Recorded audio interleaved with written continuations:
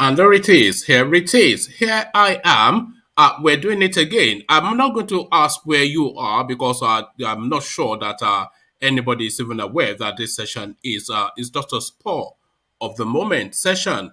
But if you have chanced on it, then chance to stay just for however long it starts, for however long it lasts, I should say. So the session has commenced. I am situated, and if you're chanced, as I said, situate yourself with me. That thing that we do round about this time, being done just about this time, I am situated, situate yourself with me. One man went to mow, the eagle has landed. Only water, only water, where they see ma. Water, water, water, water, water, water, water, water, water, water, water. Hapa o naido.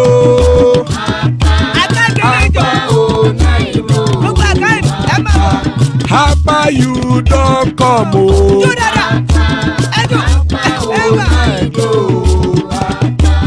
Hapa o naido.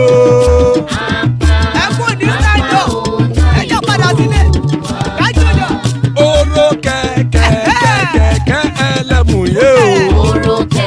Ide sodi kẹ̀kẹ́ ẹlẹ́mù rẹ o. Bobby master kẹ̀kẹ́ ẹlẹ́mù rẹ o. Chief Waila ti kẹ̀kẹ́ ẹlẹ́mù rẹ o. Eruku lẹ̀lẹ̀ ẹlẹ́mù dé. Eruku lẹ̀lẹ̀ ẹgbẹ́ ẹlẹ́mù dòde òjàre o. Eruku lẹ̀lẹ̀ Ghana ti dé ẹgbẹ́ bọ́ọ̀dù o.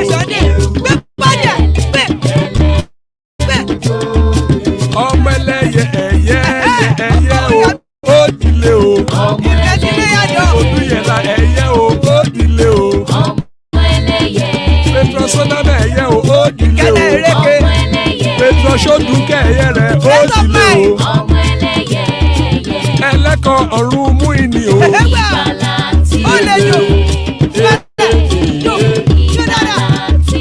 Àkùkọ ọ̀run mẹ́kọ̀.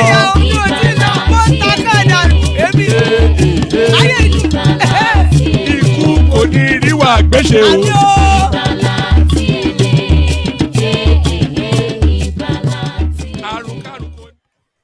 And there it is, Akoko Orun Meiko, the Kegites. We know the prayers, Iku Koniriwa Gbeshe, amen to that, amen always to that. So, Iku Koniriwa Gbeshe, as guys, I bring you this. United States begin no interview visa renewals for Nigerian applicants. So, it looks as though now the Nigerian are just force is just now an unignorable entity now in the global space. We are here and you have to reckon with us, is what the international community is hearing from Nigeria, and they're starting to yield. So no longer the case where you just hear Nigeria and you just dismiss us with the whiff of a hand, with a quiff. No quiffing at the Nigerians, and the Americans yield. United States begin no interview visa renewals for Nigerian applicants. So that is a development in the positive direction. Military coups cannot happen in Nigeria again. Boastful Buhari speaks to the space because, of course, he has bought and paid for every single military man within the Nigerian space. So there it is, right there. Oh, okay, there's just one headline that I just saw now that I may well bring you as well. So let me just copy that across. So that is another headline, and the headline now that caught my attention. After Tinubu's shellacking, energized Ambode returns to Twitter for 2023 politics. So Ambode resurfaces, but exactly what is his play? I'm not going to do that now. I'm going to do that in the evening session. So let me just park that to one side. So that's for you to look forward to in the evening. We are stuck with lots of our projects because we cannot get money. The Chinese are no longer funding Transport Minister ROTIMI AMAECHI. So, of course, all the fundings that you have gotten, what has been done with them, the promise, of course, that you will complete projects, but of course, we know you would never do that because the history of Nigeria is that of white elephant projects and abandoned projects. Just all of the abandoned projects in Nigeria will build the entirety of the fundings that's been spent on that was build the entirety of Liberia, Sierra Leone, and have enough change left to fix Niger Republic, Buhari's home state. But it looks as though another round of abandoned project is being is something to look forward to. We are stuck with lots of our projects because we cannot get money. The Chinese are no longer funding. Transport Minister Rotimi Amechi. I could have done better if given more support, Buhari laments, acknowledging his own failure. And we may or may not land on this one, this headline. It's a Reno Omokri headline. Reno Omokri tackles Buhari in new Instagram post. So quite what Reno has to say, we may get there eventually. So kick back, lean back, take it easy. If you want to participate, click on the hyperlink. But whatever you do click on the like button because we're pushing that at the moment. But before anything progresses, we'll come in via what is usual, the East, and of course, another Python dance. Do I call? O Mary, O Nindizu, O Nigeria, Abakare, Mama Daora, Unapuri Mary Nandi, win the war. Python dance 1, Python dance 2, now Python dance 3. Unapuri Mary Nandi, win the war. Python dance 1, Python dance 2. Na Python dance 3. Unapuri Mary Nandi bu onye du aimo. O Mary Nizu ngiro ya. Abakare Mamanda ora. Unapuri Mary Nandi win the war. Python dance 1, Python dance 2. Na Python dance 3. Unapoli Mary Nandi win the war. Python dance 1, Python dance 2. Na Python dance 3. Unapoli Mary Nandi win the war. Python dance 1, Python dance 2. Na Python dance 3. Unapoli Mary Nandi win the war. Python dance 1, Python dance 2. Na Python dance 3.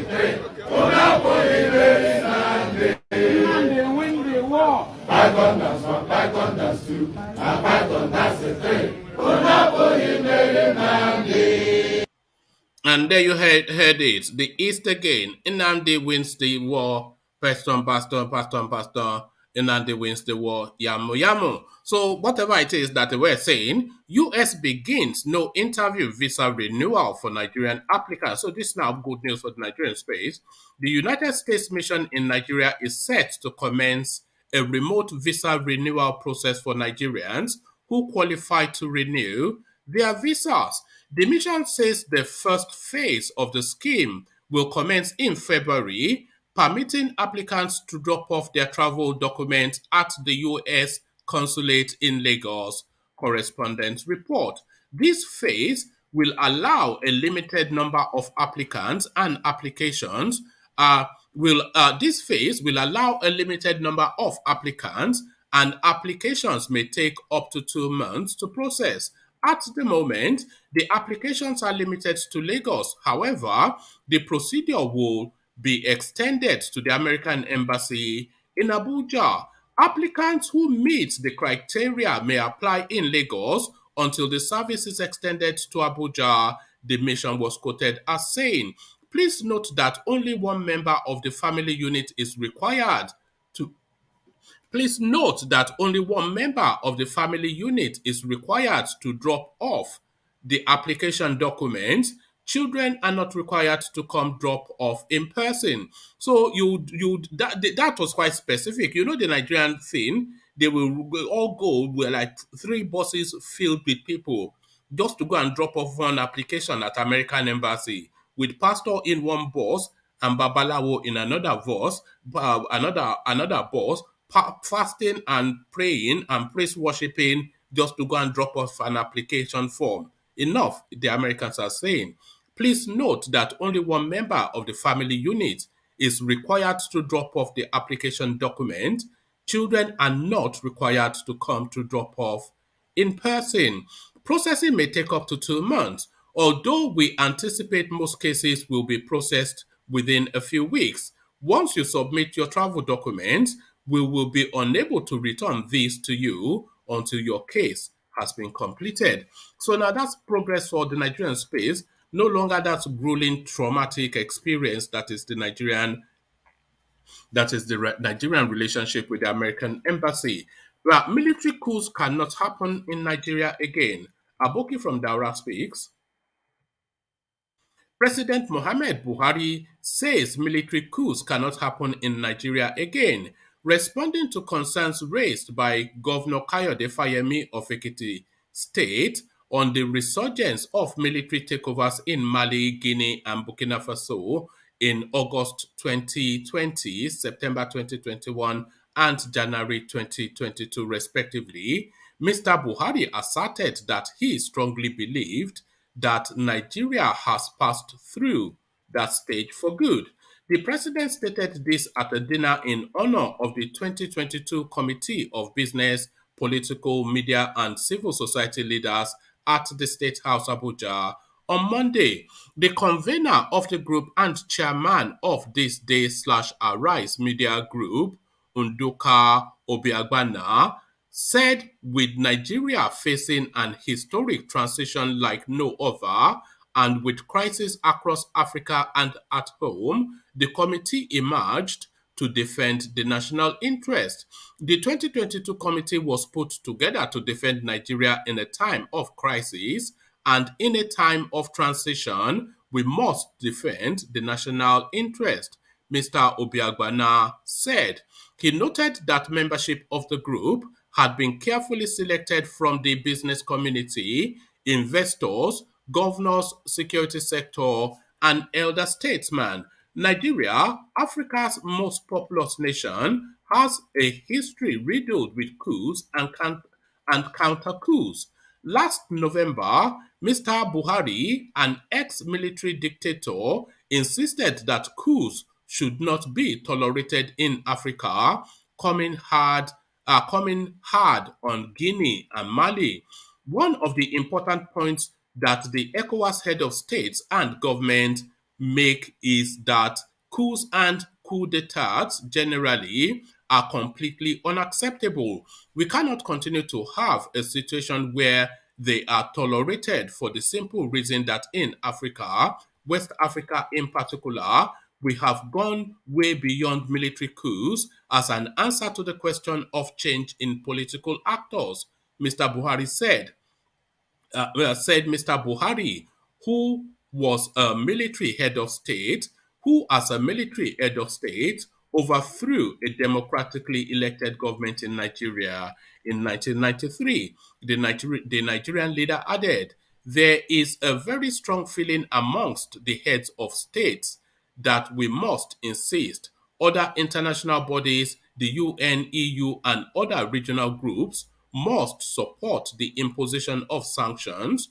on individuals and groups that choose not to follow the democratic process of change of government but go by way of coup d'etat. So here is just the lack of hypocrisy. It's the arrogance. This is what really gets me.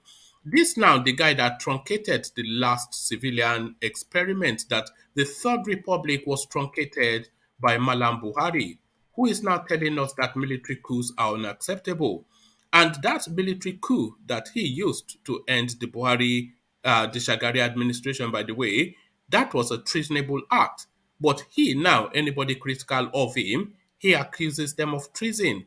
This guy is a special breed. He's from another planet, this man, from another planet. We are stuck with lots of our projects because we cannot get money. The Chinese are no longer funding. Transport Minister ROTIMI AMAECHI.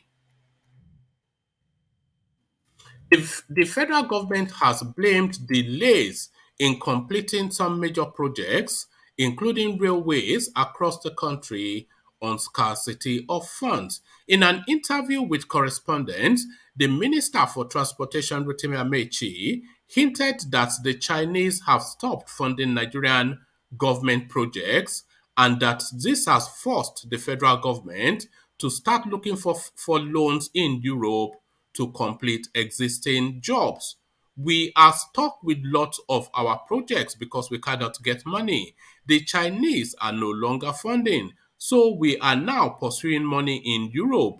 And when I look at the money they are borrowing in other countries and I compare with the ones we have borrowed, the kind of comment by Nigerians will put you off, he said.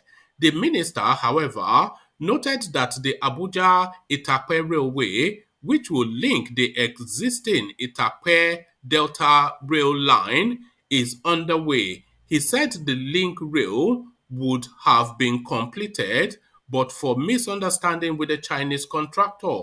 He assured that once the issues surrounding the project are resolved, work will begin on the route. So there you have it. The Chinese have stopped giving out AWOOF money to the Malams for reasons that they just loot it. And they are not confident that the country is borrowed to the hills. The project they are saying they are borrowing the money for is left undone. So of course the Chinese, they are many things, but they are not idiots. So if the Chinese, who don't really put too much of a microscope on your space before they lend you money, if they are saying no, then good luck getting money from the Europeans. A total nonsense. They are stolen. They have taken enough for the owners to see. I think it was Chino Achebe that said that. They have taken enough for the owners to see. I could have done better if given more support. Mallam Buhari cries out. President Mohamed Buhari says he could have done better had he got more support from Nigerian business, political media and civil society leaders.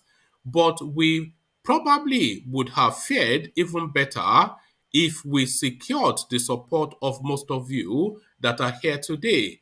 Note that while the government comes and goes, the country must remain and thrive, the president stated at a dinner in honor of the 2022 Committee of Business, Political Media, and Civil Society Leaders at the State House, Abuja, on Monday.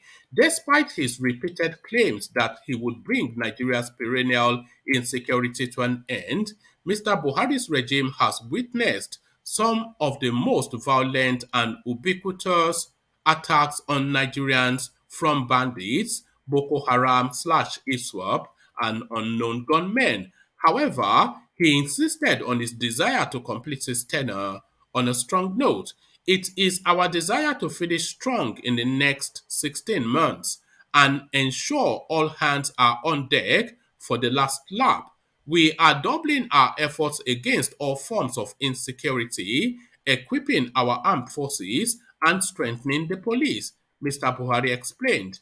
We are determined to continue the war against corruption and fight poverty. We remain focused on building an all inclusive economic opportunity for all citizens. The president told the meeting that despite the enormous problems his regime inherited when he assumed office almost 7 years ago, he could look back with satisfaction that this administration has kept faith with the people. According to him, the administration has done well, even amidst dwindling resources, for reasons that are well beyond our control. The convener of the group and chairman of this day slash Arise media group, Nduka Obia Gbana, said with Nigeria facing an historic transition like no other, and with crises across Africa and at home, the committee emerged to defend the national interest. So, and then it goes on to say what we've already read. So there it is, right there. Just about Buhari talking about that's essentially Buhari essentially saying I am a failure. But then, thank you for your honesty. But we knew that, and we've always known that. So we land on this, and then we'll see if there's anyone in the room to take it on. Reno Omokri tackles Buhari in new Instagram post. Reno Omokri has once again tackled President Buhari in a new Instagram post. He wrote, "How Buhari's negative energy has poisoned Nigeria's atmosphere. After I after that did a video where I explained that General Buhari was the cause of that defeat. I said individuals have a spirit, energy, vibration, or aura.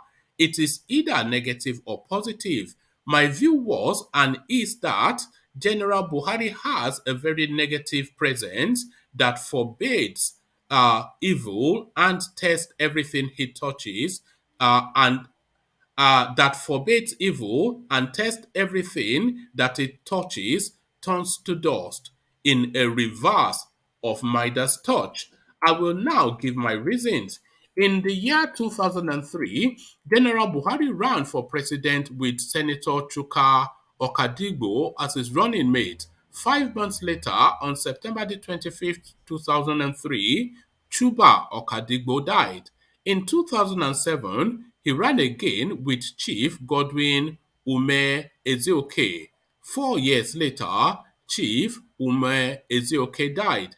In 2011, he ran with Pastor Tunde Bakare. This time around, Pastor Tunde Bakare did not die, but his political and possibly ministerial career died. Never mind his delusions that President Mohamed Buhari is 15 and yours sincerely, I am 16, Bakari, is now a political baggage. And now he's embroiled in a multi-billion naira loan scandal with Wema Bank. You might point to Pastor Yemi Oshibanjo as an exception to the rule. If you do think so, then you have not taken into consideration the political battle between Oshibanjo and Tinubu, which looks set to cancel both out. Buhari turned the fastest growing economy in the world in 2015 to the world's capital for extreme poverty today. He met a total debt of 12 trillion naira. Today, Nigeria owes 40 trillion naira, with Buhari promising to borrow 12 billion more. He met naira at 199 naira to the dollar. Today's exchange rate is 575 naira to the dollar. He met Nigeria with her best corrupt perception index ranking in 2015 when we were at 136. Just yesterday, Transparency International revealed that Nigeria had slipped to our worst ever corruption perception index ranking 154 out of 180 countries. Buhari met Nigeria the fourth most insecure country in 2015. Today, we're the third most insecure country. Who has Buhari called and they have won a match or even a bout? I am challenging Buharist to respond to this question. There is no neutral association. Any association that is not helpful to you automatically is harmful. So there you have Reno Omokri continuing to give the elderly Aboke man a kick in the head. So a kick in the head to the Aboke man by the man from the creek. Charlie boy, I see you. Solly Boy, I see you. And the mighty Ajanle Koko, I see you. Good to see you, gentlemen. I'm surprised you're awake so early in America. But quickly to you then, Charlie Boy, because you're always insisting to go first. Yeah. Buhari is bad luck for Nigeria, says Reno Omokri. And the details are just the evidence that he has to prove that. What are you then making of Reno's assertion, Charlie Yes. Boy? Yes, I agree. I think Buhari is bad luck because Buhari has failed Nigeria woefully. He has failed Nigeria security. He hadn't provided security for the country. And it's funny how those people say Buhari did good. Well, he did good. Just laughing at them. Buhari have done nothing good. That's why Buhari should get out from office. Thank God 2023 is coming. which eventually came out. But it can still do a lot of harm before then, though. And That's also, the thing. we don't need somebody like Buhari. We don't need another sick president like Buhari. We don't need that. It'll be a bad trouble for another 8 years. So Buhari is now starting to temper his tone down and is sounding somewhat conciliatory and reconciliatory and is trying to rebrand his presidency now and speaking in softer tones.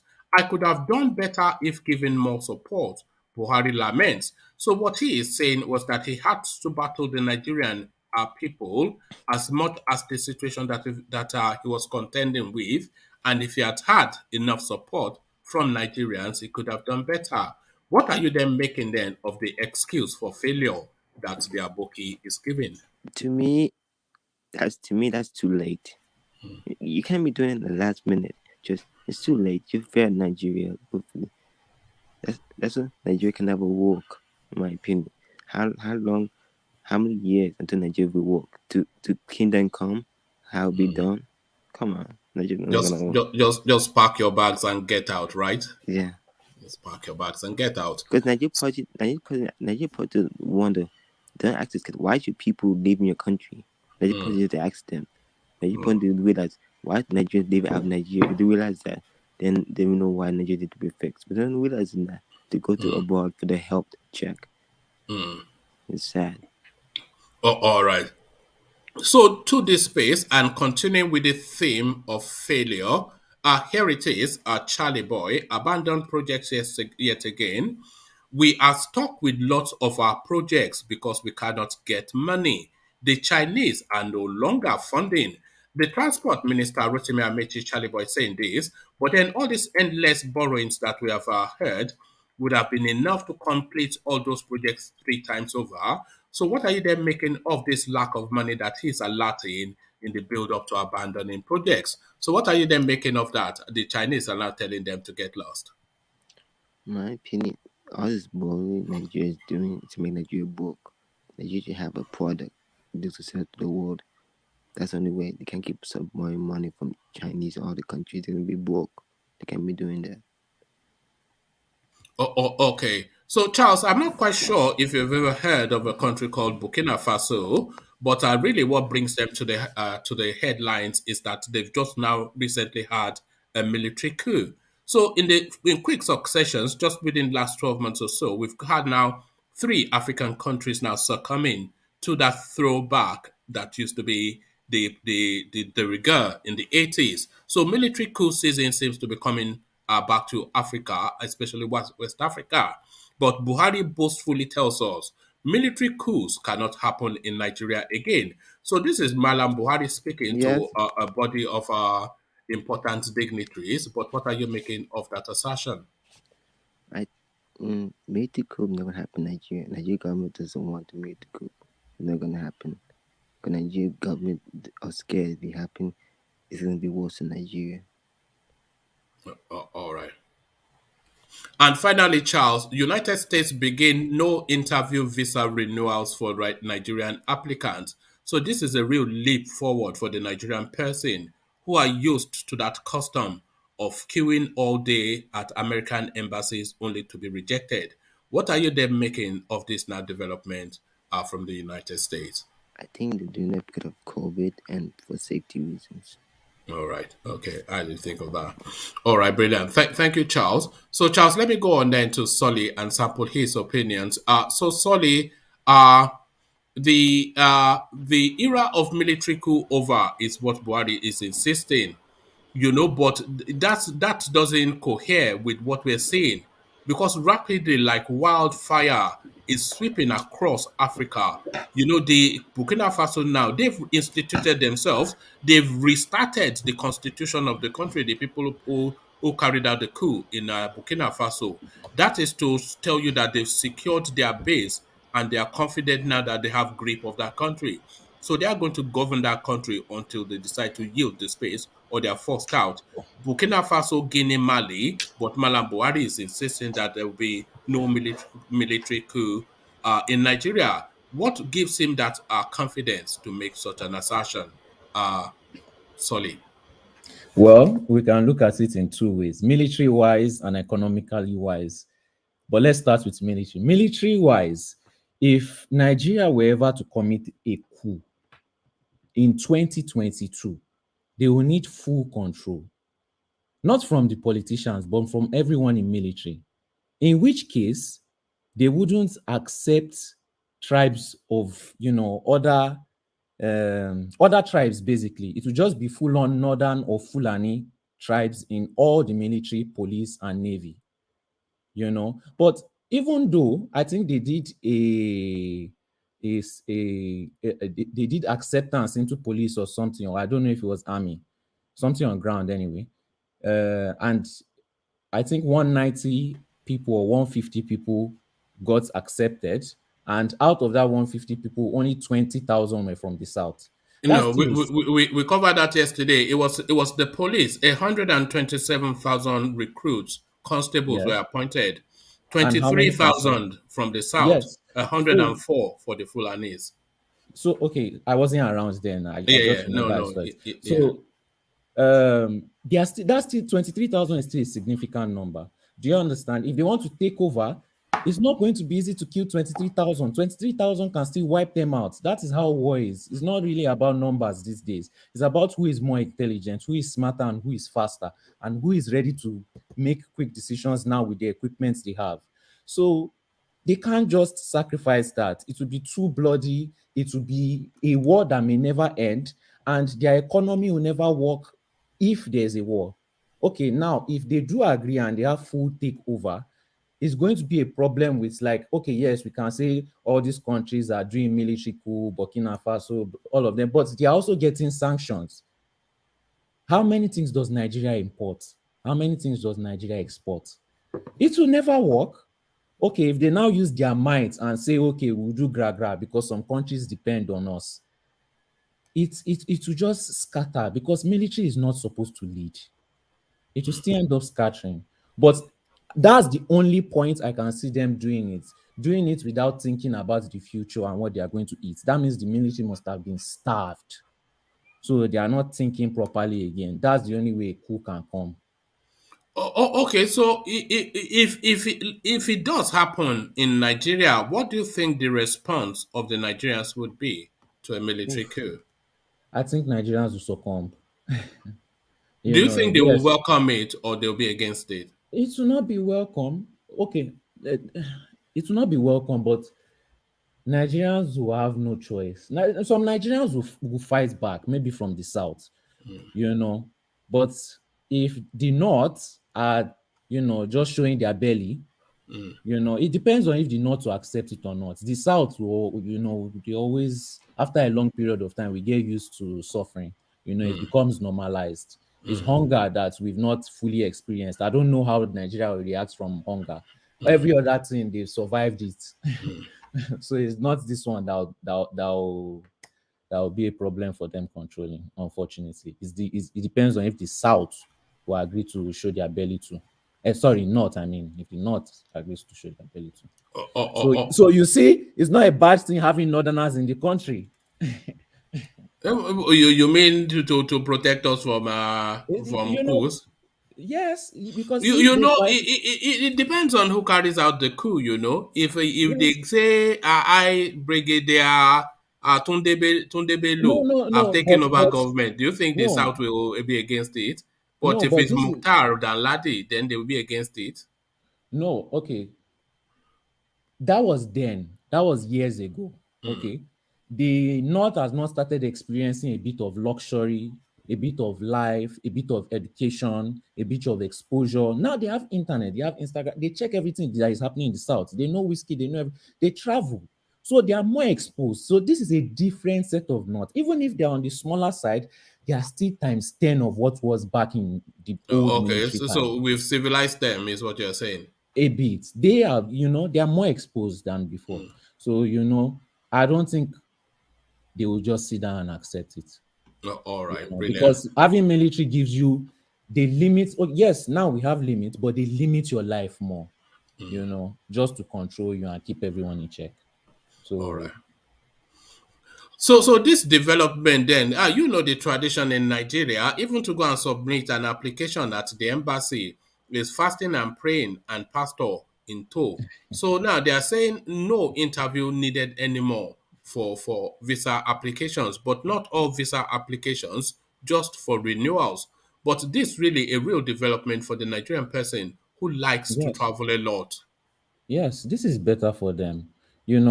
Most visa, all you have to do is just follow instructions. The ones that don't have interview are even better. It's just follow instructions. The other one is follow instructions and they judge you based on, how they see you at that moment. So this one is better. You And know, I don't agree with the interviews, by the way, because that interview it introduces a prejudice into the process. Because if you are not able to articulate yourself, or you are just so nervous because you want it yes, so much, or you turn up on the day and you present in a funny way, the guy will just say yes, that you're a bit funny and reject you. When your application and the reasons you are saying you want to travel, they are all legitimate and credible.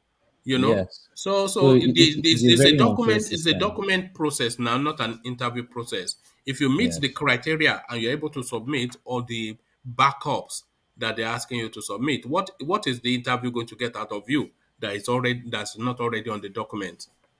yes. So Oh, this is much better. all right, Even the brilliant. Nigerian system is hard. If someone wants to get a visa to go to Nigeria, very, very serious process. They Uh, don't you, just give tourist visa away like that. Very surprising. you know Nigerians are backward now, and they're deliberately backward. You know, Yes. deliberately backward.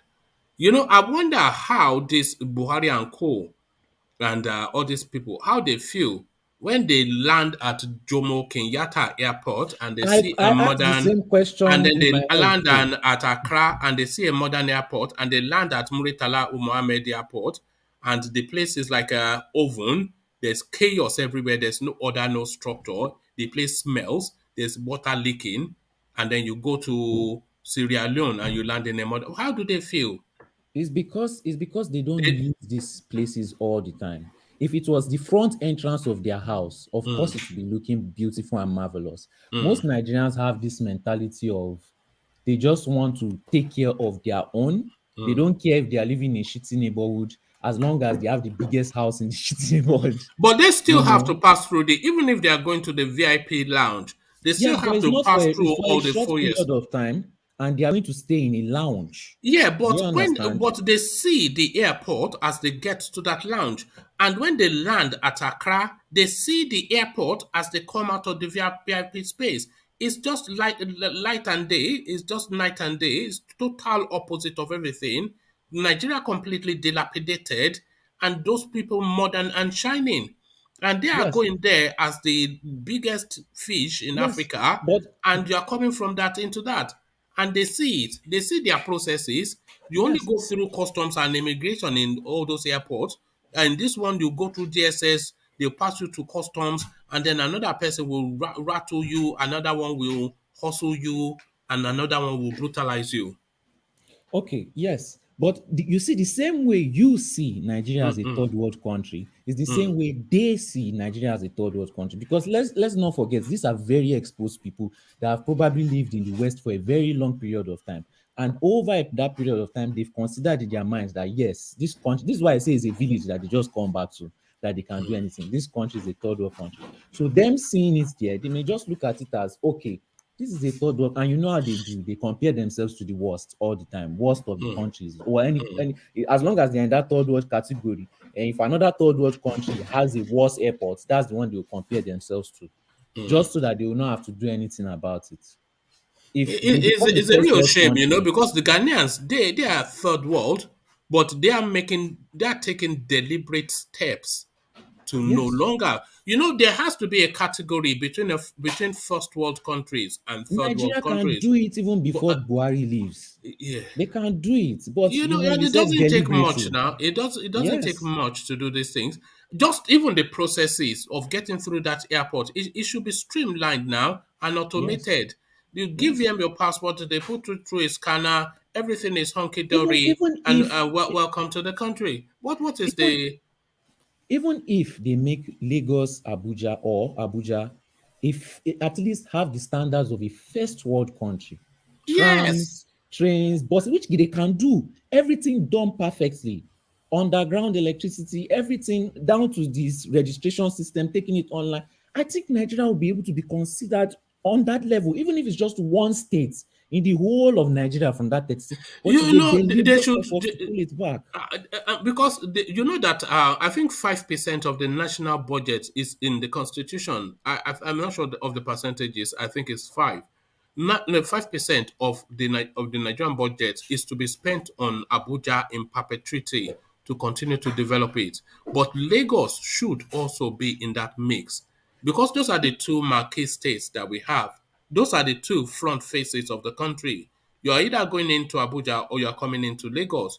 So don't let the first impression be some leaky roof airport with no AC, the fan not working, some dirty looking customs person, buck tooth asking you waiting you get for us. You know, it cannot be like that now, you know. Lagos has the ability to be almost as good as any country in Europe, even almost as good as Germany on its own. It doesn't take much because everything is almost structured down to the worst of the worst places. There are still good roads. There are still all you have to just give a good architect to structure the drainage system, structure the electricity. It doesn't take much, and it will be almost world class, a world And class, and and it only needs security. it only needs one big spend, solely. If they are Yes, willing to do one big spend on a big piece of work and do it properly, then that yes. is it done. You They know, can't. The thing is that is that they it are trying done to do now. Banana Island. They are trying to do Eco Atlantic, but it won't work because you are still living mainland. It will not be like a case of India. That's what Lagos is going to be if they forget about mainland and keep on wanting to push into the sea. Well surrounded by Yes, by slums and by poverty. slums, It will and be another poverty. case of India. Just Yeah, terrible. yes. They can't forget I've about been to mainland. India. It's a complex country. Yeah. I went. I've been to Chennai, which is in Madras. That's when I used to work in banking. They sent me there. I've never seen anything like it. I have never seen it. It just we say chaos in Nigeria. Chaos, you know. And you say And there are people in Nigeria. There are people in India. People. They walk like Nigeria, this, cheek by jowl, cheek by jowl, cheek by jowl, back to back. Yes, I've never wow. seen anything like it, you know. And the driver, my driver then, I used to call him Schumacher. He was like a maniac, you know. But there it is. Let me take you to another talking point, Solly. We are stuck with lots of projects because we cannot get the funding. The Chinese are no longer loaning us money. Rotimi Amechi speaking. So the history of abandoned projects in Nigeria, Mark II, were there again. So this is what usually happens, and it looks as though it's happening in this instance again. So they bring it up to 20, 30%, 40%, even 70%. They abandon it. The incoming administration does not even look at it. They start a stream of projects. They are escalated to 30, 40, 70%. Nigeria, an abandoned project. The story continues. Solly. Well, you see, this is the question I always ask. Why do all these countries give Nigeria money even if they know that they are just going to steal it? But at the end of the day, Nigeria too is following the rules because basically in first world countries, all you have to do is follow a system and you get what you want. You want to apply for a loan, you follow it. You, how do I say, you somewhat have a right to it. So Nigeria as a country has a right to those loans. They just have to apply properly and they'll get it. Unfortunately, they are abusing the system. You They don't have a right to loan, no. It's No, sovereign no, no. country to I've said, sovereign country. No, yes, no, but I said I know somewhat. I know what you mean. That if they meet the criteria for the loan, there's no Yes, reason why they should not be able to access it. But these yes. people, they have lent you money heavily. Because we did a session a few months ago when the World Bank was alarming that Nigerians borrowing is now not calibrating with its ability to sustain it, or they're now in the unsubstantiated loan category now. That is a loan that is not backed up, so a loan in good faith. So that is where they are loaning now. and that is really from the Chinese. And they continue to borrow and borrow. And the people are now saying that they don't have anything to back it up anymore. So if the Chinese are saying no and they don't really look too hard to lend you money, then that Yes, tells you that the country is at the yes. tipping point. This is where I was getting to. That they were thinking that China was the same as Europe. You know, China does not do that. They've been in banking for I think about 9,000 years. You know, so of course they are going to do proper audit. They are going to check everything because it's a business. That's how they boost their economy, by turning the country into a business, making sure everything works. That's why so many billionaires are coming out of China, like popcorn, pop, pop, pop, pop, because they are making sure the economy is working best for people that want to make money and make business. So if the department that gave loan to Nigeria is not bringing back results, because they are giving it in good faith, knowing that the Nigerians are going to build structures, infrastructure to back it up. It's like an investment. But like you said, they start the investment, they stop 20%, they apply for another loan. Do you think these people, their good faith is what you've abandoned? To you, they are making it like good faith, but we know that they are going to take a chunk out of that business for a long time to come. The money that they are borrowing to other African countries, they are building the infrastructure, then China will take over. So at least they have the infrastructure, but it's China that owns it. That's what China was trying to do in Nigeria, but Chinese, they don't know Niger. Look, wọ́n gbá wọn neat, eh? Yes, Wọ́n so, gbá wọn, wọ́n tó double gbá wọn, eh? you know, If it's a there's one case thing, of, if you can outsmart a Nigerian, good luck to you. But you yes, cannot. so, Good luck to you, but you cannot. yes, You so, cannot. When so it's everybody is their, a criminal, eh? yes, so it's their first encounter. It shocked them. They had to stop it. You know, they were not expecting it. Not a lot of countries are smart enough to outsmart No, China, Nigeria is not because China, Zambia or Namibia. yes, Nigeria is Nigeria. so it shocked them. It shocked them. It really shocked them. So they are probably going to abandon it totally, or they will find a way to surely get their money back because it's China. This I don't want to talk about it too much, but this Chinese president, is supposed to end his second term, but he's tried to create new constitution for third term. So I mean, I don't know why they are complaining, because he's doing a very good job, majorly wise, but people at the end of the day want freedom and democracy. So it's the It's a people one against party power. state, isn't it, China? Yes, that's what Nigeria wanted to copy, you know, but Do obviously you Nigerians don't want is it. there merit to that? Is there merit to that, a one party state? Well, in Europe, we do see that they run by kingdoms, so it creates stability over a long period of time, especially if they have a project and a vision. Democracy, it allows for the opportunity. It allows for the opportunity to. It allows for the system to be corrupted. It works well for America because America is a community that even the people there are not corrupted. If it is almost hard to get somebody to do something bad just because of how everything is working and the people have intelligence.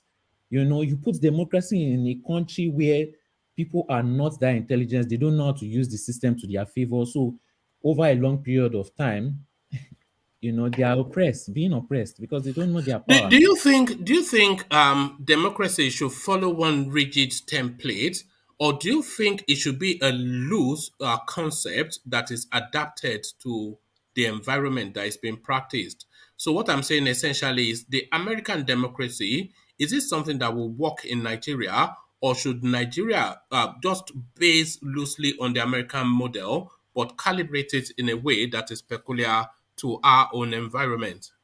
Okay, see, um, democracy will favor Nigeria because in Nigeria, in our history, our leaders, if we had one bad leader, we had him for life till the day he died, and they always became more terrible as they age. The British people didn't come to do much good in Nigeria, but they still came to do good because at the end of the day, they are British. Putting that democracy in Nigeria allowed the people to have the power to change their leader if he became too evil, which we did not have before. So it's a good thing that works in Nigeria. But what I see in Netherlands is that they don't try to stop corruption. They just have a system that does not allow corruption to happen. So if you wanted to do that corruption, you must have worked very, very, very hard to make it happen. It's not worth the effort, Abby. It's not worth the effort because you pass through this system. You want to do this paperwork, you go to another building. You want to do another paperwork, you go to another. So people are not easily connected. You want to pay for something, you pay for it online before you come there. They allow cash flow between people to be as limited as possible. So it's very hard to transfer cash from one hand to another. If Nigeria just implements that system, Do you follow this? There's a French cartoon called Asterix. Have you ever heard of it? yes, but I never really watched it. Okay, I want you to go and watch one called "The House That Sends People Mad." Just what you just said about how things work in uh in um in Holland, that from one building to actually I'll post you a link of it. The house, Asterix and the Roman soldiers, the house that sends people mad. Go and watch it after the session. You really, it will chime I with wrote it you. down now. Oh, yeah, no, I'll put the link in there. But don't go now. Nobody click on it now. Click on it after the session. So thank you for that. Let me take you to another talking point, Solly, and let me take you to this space. I could have done even better if given support. So, like I said, Buhari is now trying to rebrand his name, knowing that his tenure is about to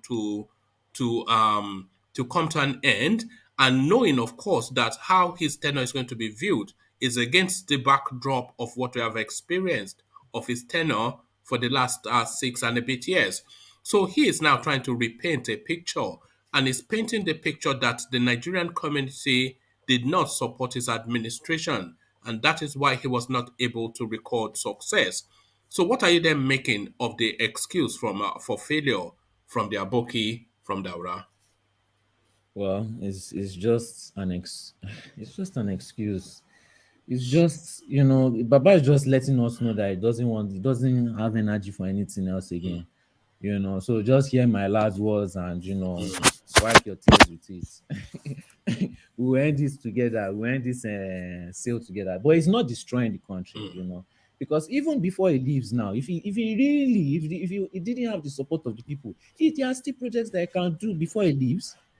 Instead of crying right now, start The now. only thing that will redeem him, no, not redeem him fully, or just give just a little bit of a side story to his narrative, is for them to complete those projects that they You say they know, cannot. He must complete that second Niger bridge. He must complete that Lagos Ibadan expressway at the very least, because they've built a whole new uh region in the north, just constructions after constructions.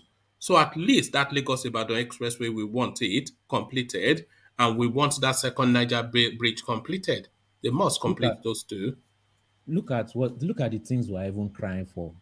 A road and a bridge. Look at that. For 8 years of government, a road and a bridge. Yeah, this is it. Oh. This is what we are reduced to. We are not asking him to build. Elon Musk is wanting to travel to the moon. Elon Musk. We just want a bridge in Nigeria. You know, you know, America printed 40% of all the money they've ever printed in the last 1 or 2 years, but they still stand as a strong nation. You know why? They have economic backing because of infrastructure. No matter how low the country goes, they have created an economy that allows people to always be able to make money. So if the government messes up, the people can still make money and still become rich, which would then make the country become rich again. Two-way system. But Nigeria blocks infrastructure. All this loan, if they are just done simple transportation, allow people to be able to transport faster, that can boost business. Allow people to, for example, that bridge and that road. Is that not? I'm not even talking about bridge and road. I'm talking about transportation system. Even if you cannot allow them go from state to state, allow them to be able to easily access while they are in the state. You know what will And you Philip. back that up. That's the infrastructure as you're backing for loans. You can now collect more money. But they don't want to do any work. They don't want to do anything. You know what will flip the Nigerian economy 40 to 60% instantaneously? What will flip the Nigerian economy 40 to 50%, 40 to 60% instantaneously is to have the capacity to ferry goods from the Tinkan Island to Ibadan, where they will have a mega cargo terminal built. So to be able to ferry goods from Tinkan Island to a mega terminal in Ibadan within 2 hours. So if they can do that, then the economy will, so you just go whoosh, whoosh, whoosh. It's just like automated something. But it's not Yes. 2 hours, is it? It's 2 weeks. To get your goods from Tinkan Island to Ibadan, it's 2 weeks. So that has economic Yes, impact. because during all those processes, it allows for corrupt processes to happen. The more the delay, the more they can people that want to save time. Obviously, it allows for open doors for corruption. It opens doors for corruption. So obviously, things like that will happen. Assuming they separated the processes and allowed them to never have contact with each other except maybe through emails. That this package is coming through this package.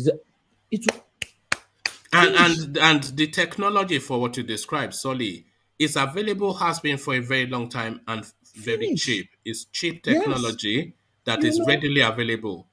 all It these things, won't they take don't them need to 2 weeks build to install anything. it. Yes, that's why I said before Buhari, if he says he wants to fight corruption, he doesn't need to even do EFCC or just make sure people can contact each other. Make it very hard. They have to work very hard to be able to contact each other. You will see it will end by itself. It will But end by itself. Solly, that is the mantra that we've always chanted on this platform. Strong institutions, not strong government or strong men. If we have because what you're describing is strong institutions and strong processes. So that's just, it's a never-ending story. But Buhari is bad luck, is what our Redo Omokri is telling us, and is giving us now a list of reasons. Hopefully you heard me read them out. But what are you then making of the assertion of this Is lady boy guy from the creeks? He's pretending like he doesn't have agenda. Nigerians, some Nigerians will still eat it up anyway. You know, but me, I see it as he has agenda because he's in PDP. If he was in APC, would he be saying the same thing? So he's just a political guy.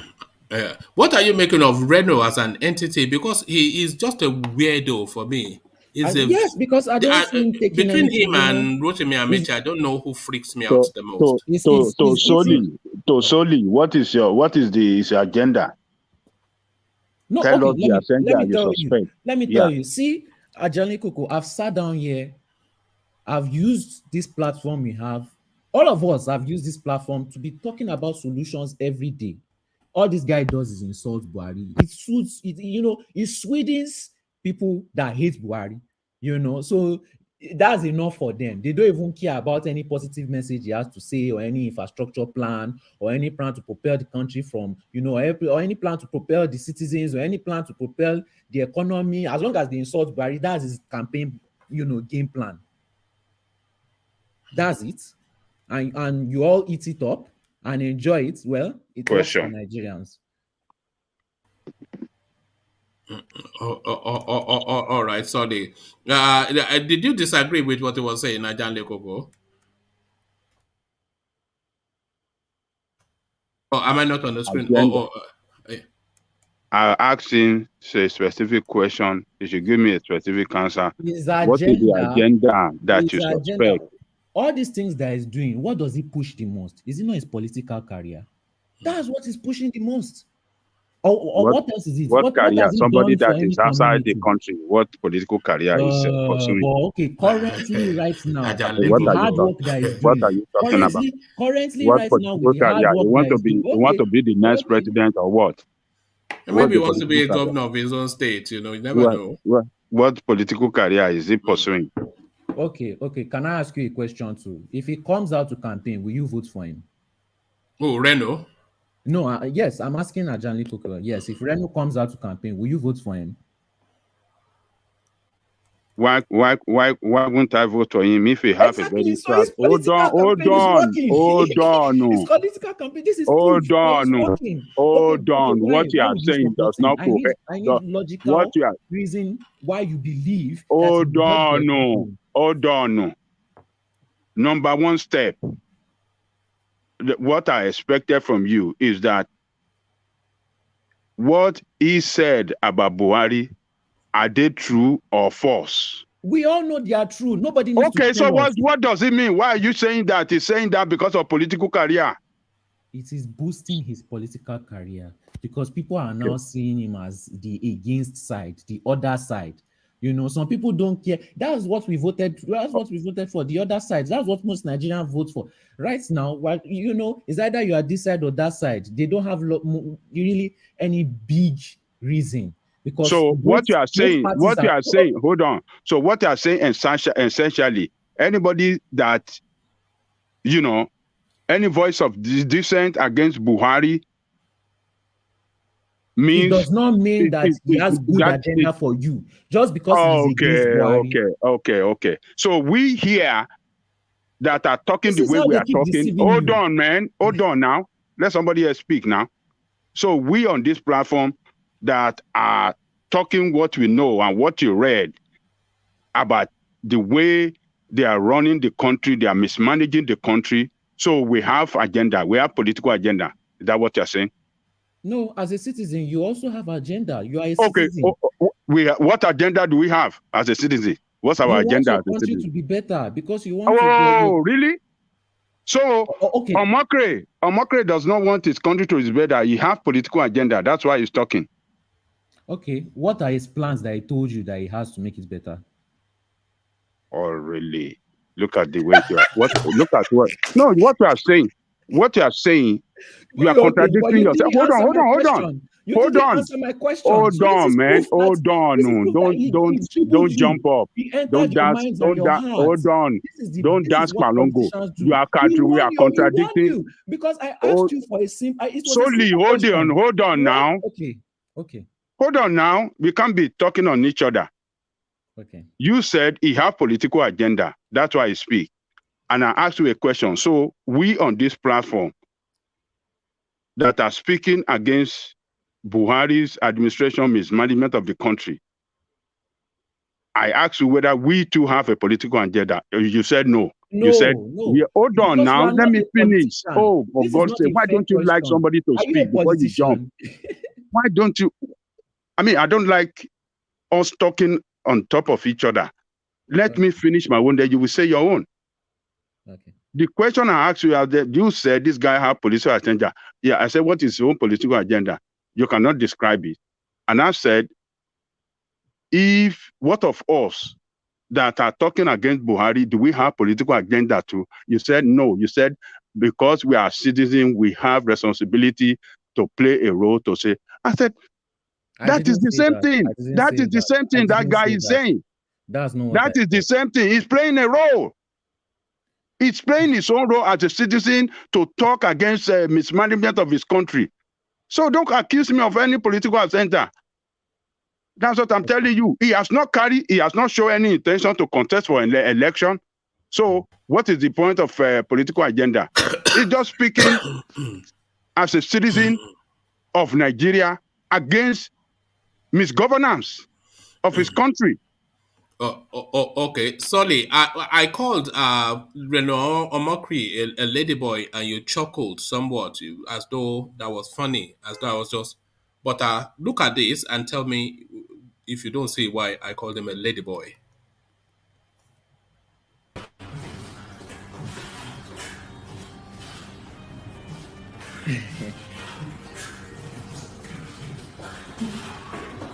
Wow.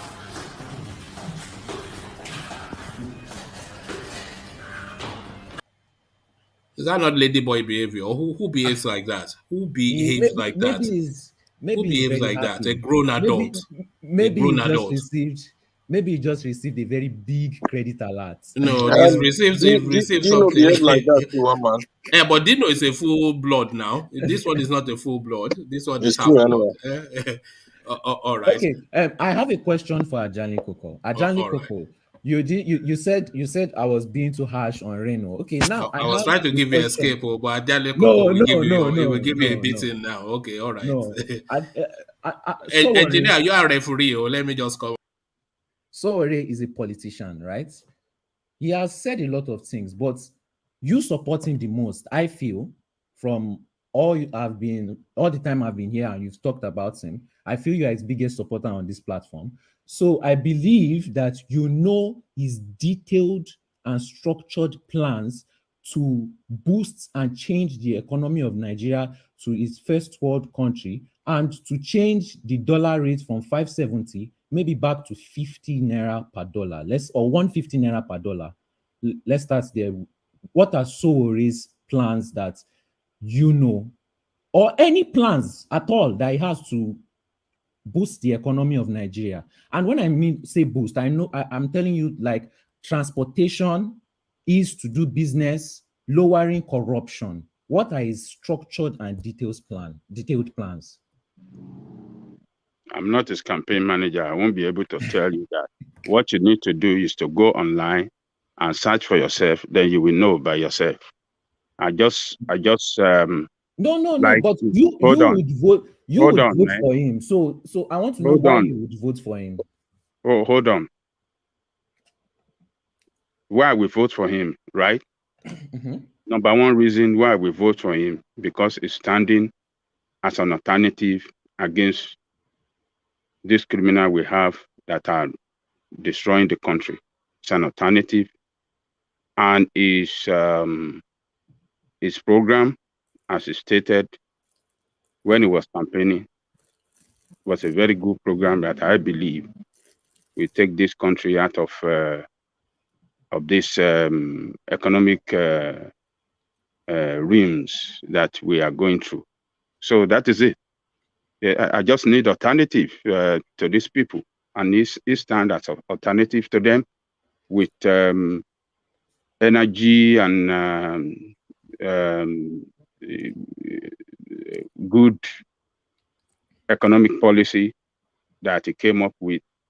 And I believe its economic policy and plan for the country will take Nigeria out of economic slavery that we found ourselves today. So that is it. All I'm right. not saying more than that. Thank you, Solly. Sorry. Let's move on. Let's go on with permission from Agenda Coco to engineer, who seems to be taking a break from work to join us. I see you're wearing your tag and everything to let yourself into the building, engineer. So good to see you. How is it going? They have now captured you full time. Yeah, it's not easy, but it's tough anyway. Mm. But I've got a permanent place that I do 3 days there, and the main head office I do 2 days. Have you So abandoned the part-time one, the I've weekend one? abandoned that one long Yeah. time, woman, long Yes. time.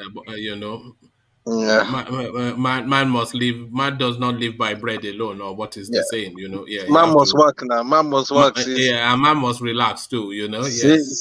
Since Ajale Koko, they refused to take $5 million yesterday. You know. You No, cannot be there. You join them. you join them. There it is. Engineer, we were just talking about we were talking about Buhari saying there cannot be a military coup in Nigeria anymore, and he's saying this off the back of just you've been following the news, just this wind or this fire really that is sweeping through West Africa, Guinea, Mali, now Burkina Faso. So now that topic now comes up in Nigeria again, and Buhari gives the assurance that it can never happen in Nigeria.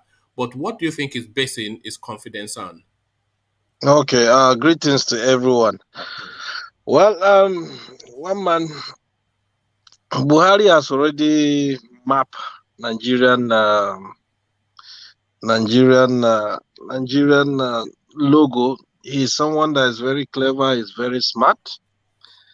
If you look at it, I think last night someone said it on the platform. I think it's a custom officer that has been promoted, and after saluting, instead of turning right, he's turning left. So that's where you know the problem is coming from. And if you look at it, all the head of states in Nigeria, where are they coming from? They're all Buhari's family. So there's that kind of trustee, and there's that kind of people that he is in love with them, that he knew that nobody will betray him, regardless of anything.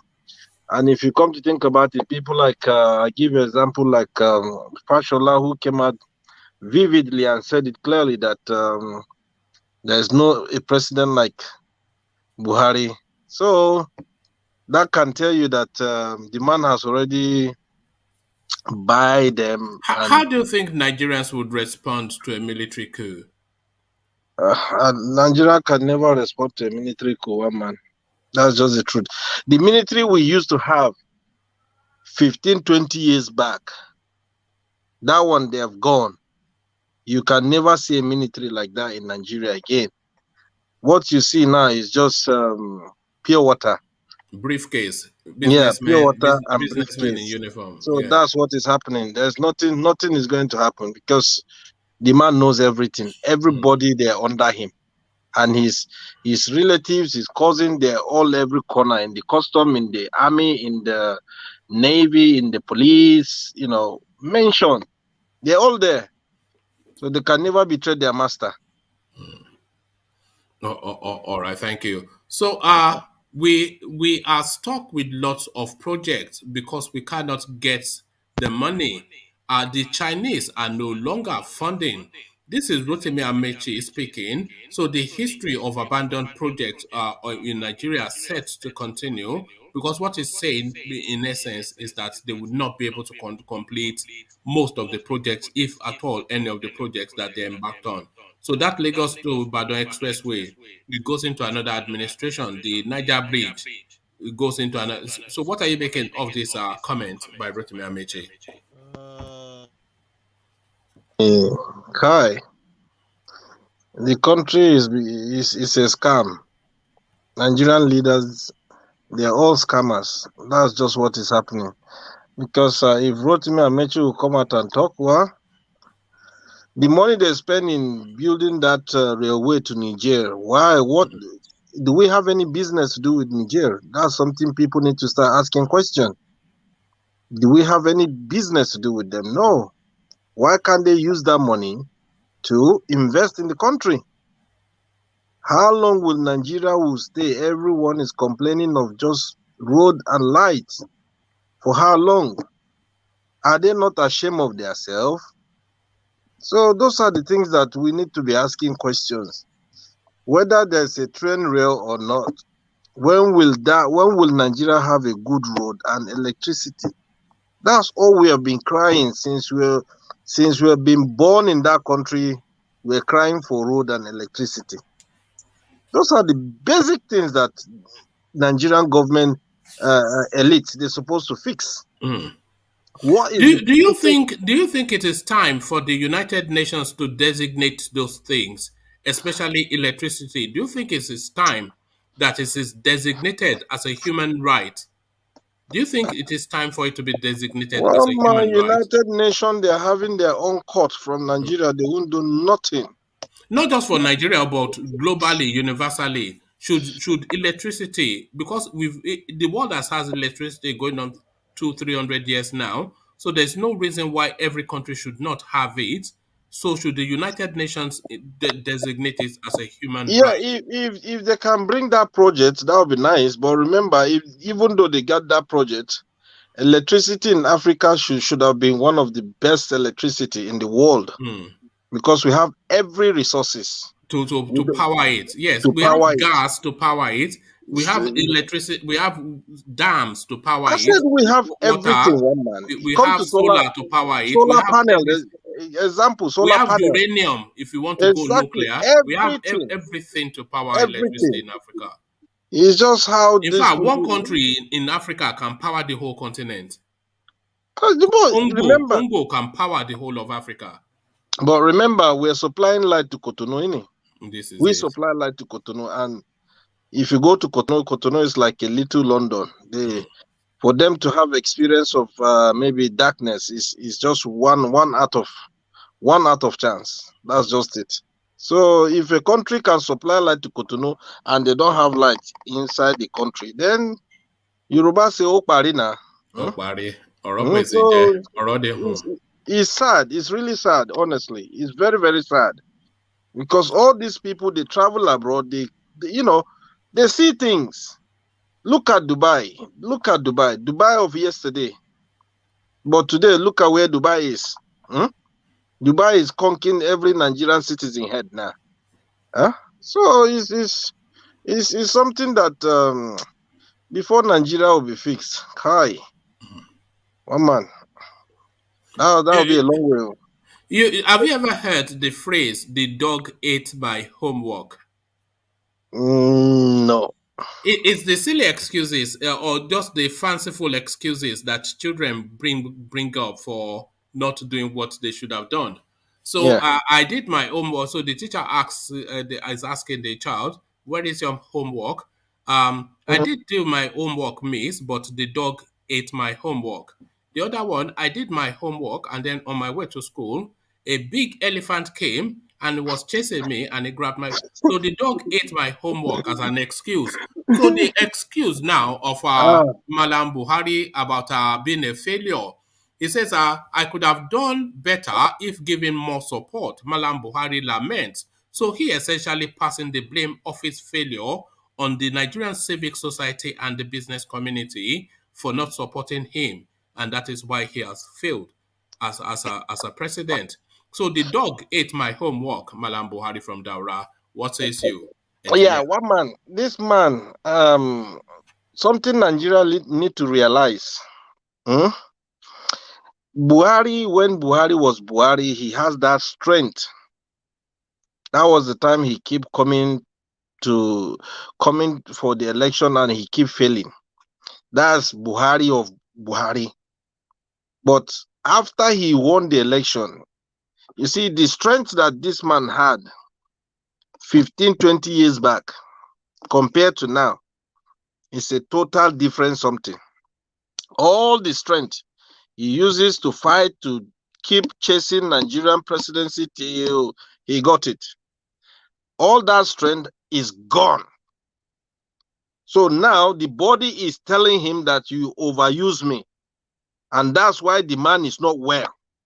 That's why he can't hear well. He can't speak well. Because the body is faded.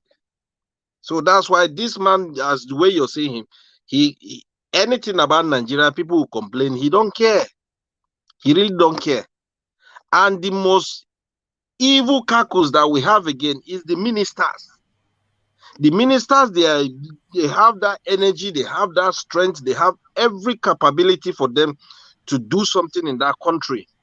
When they know this man is almost faded, are they doing it? Do you think any of the ministers has performed, and if so, who?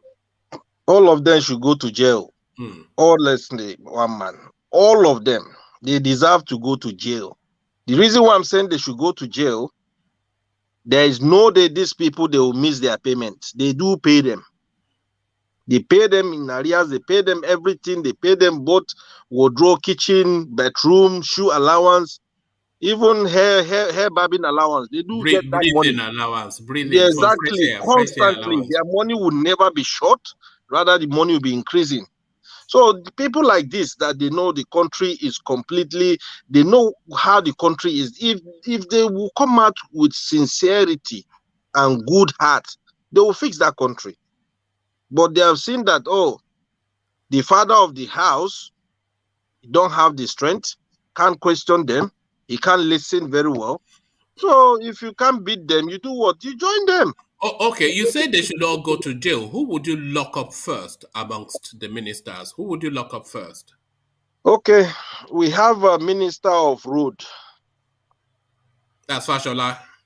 Fashola goes to jail first. We have minister of transportation. ROTIMI AMAECHI, a notorious looter, he goes to jail. Yeah, those two people, they are the first targets that they need to come and account for. And the minister and the minister of power. Yes, and the minister of power. Those three people, they are my first target. Those people should come and account for, since they were in power, what have they achieved? Imagine abandon project again. Abandon. I keep saying And it. the thing is, the next administration would not, because they want their own shiny thing and their own set of contracts, you know. One man, I keep saying it, the next Nigerian president, that one will cry you. That one will end up serving 110 and run away. He will run because the BC, that one, I'm telling you, he will end up cutting people's wages. He will say, oh, the old administration, they left the country in debt. So what can he do to rearrange everything is to reduce people's wages. And how can you reduce people's wages? Some of them, they before they pay them, is going to take about 2 to 3 months. It's very sad. It's really sad. A country that is well good. Nigeria, we don't have problem. But the only issue we have is the leaders, the elites. Those are the evil people that we have in that country that are draining that country. It's a shameful thing, one man, to be honest. It's a shameful thing because look, how can someone like any elite, if when it comes to their own health issue, they run to go to abroad while you have everything in your country?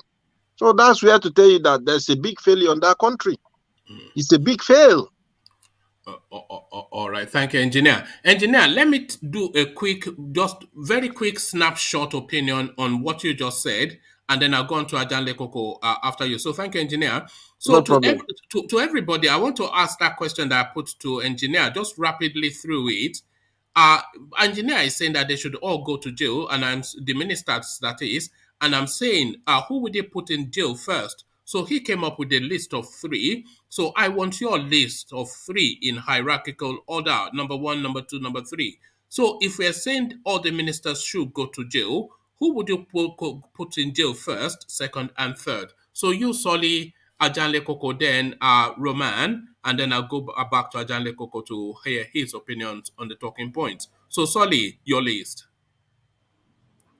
Well, I don't know most of these ministers or whatever, but I'm sure if they show me a list, You see, you I'm complain sure. about Nigeria and you don't even know No, who go. no. Look at this guy. These These young people. Probably you has didn't been let me eating finish. chicken You and didn't let me chips. He knows finish. he knows all the About that characters country. on Fortnite though and Game Boy. It's Game Boy No, and video game.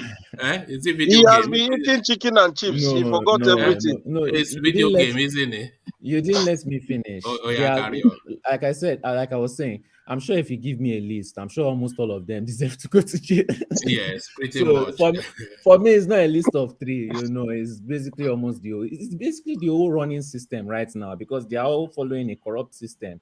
All of them have done at least one corrupt thing, So trying to arrest all of them is only a military government that can do that, unless they can lower corruption. That's the only thing that can save the country. They have to lower it and lower it and lower it. All right, thank you, Solly. And to you, Roman, or is it Ramon? Is Roman. So to you, Roman, just a list of 3. The most corrupt, who would you put? We are saying the ministers, they should all be jailed. So we want a top 3. Who you will put in jail first, second, and third? So rapidly through that, and then we go to Ajanle Koko. Sorry, good afternoon, everyone. I'm not able to comment on those kinds of issues at the moment. This is my first time here.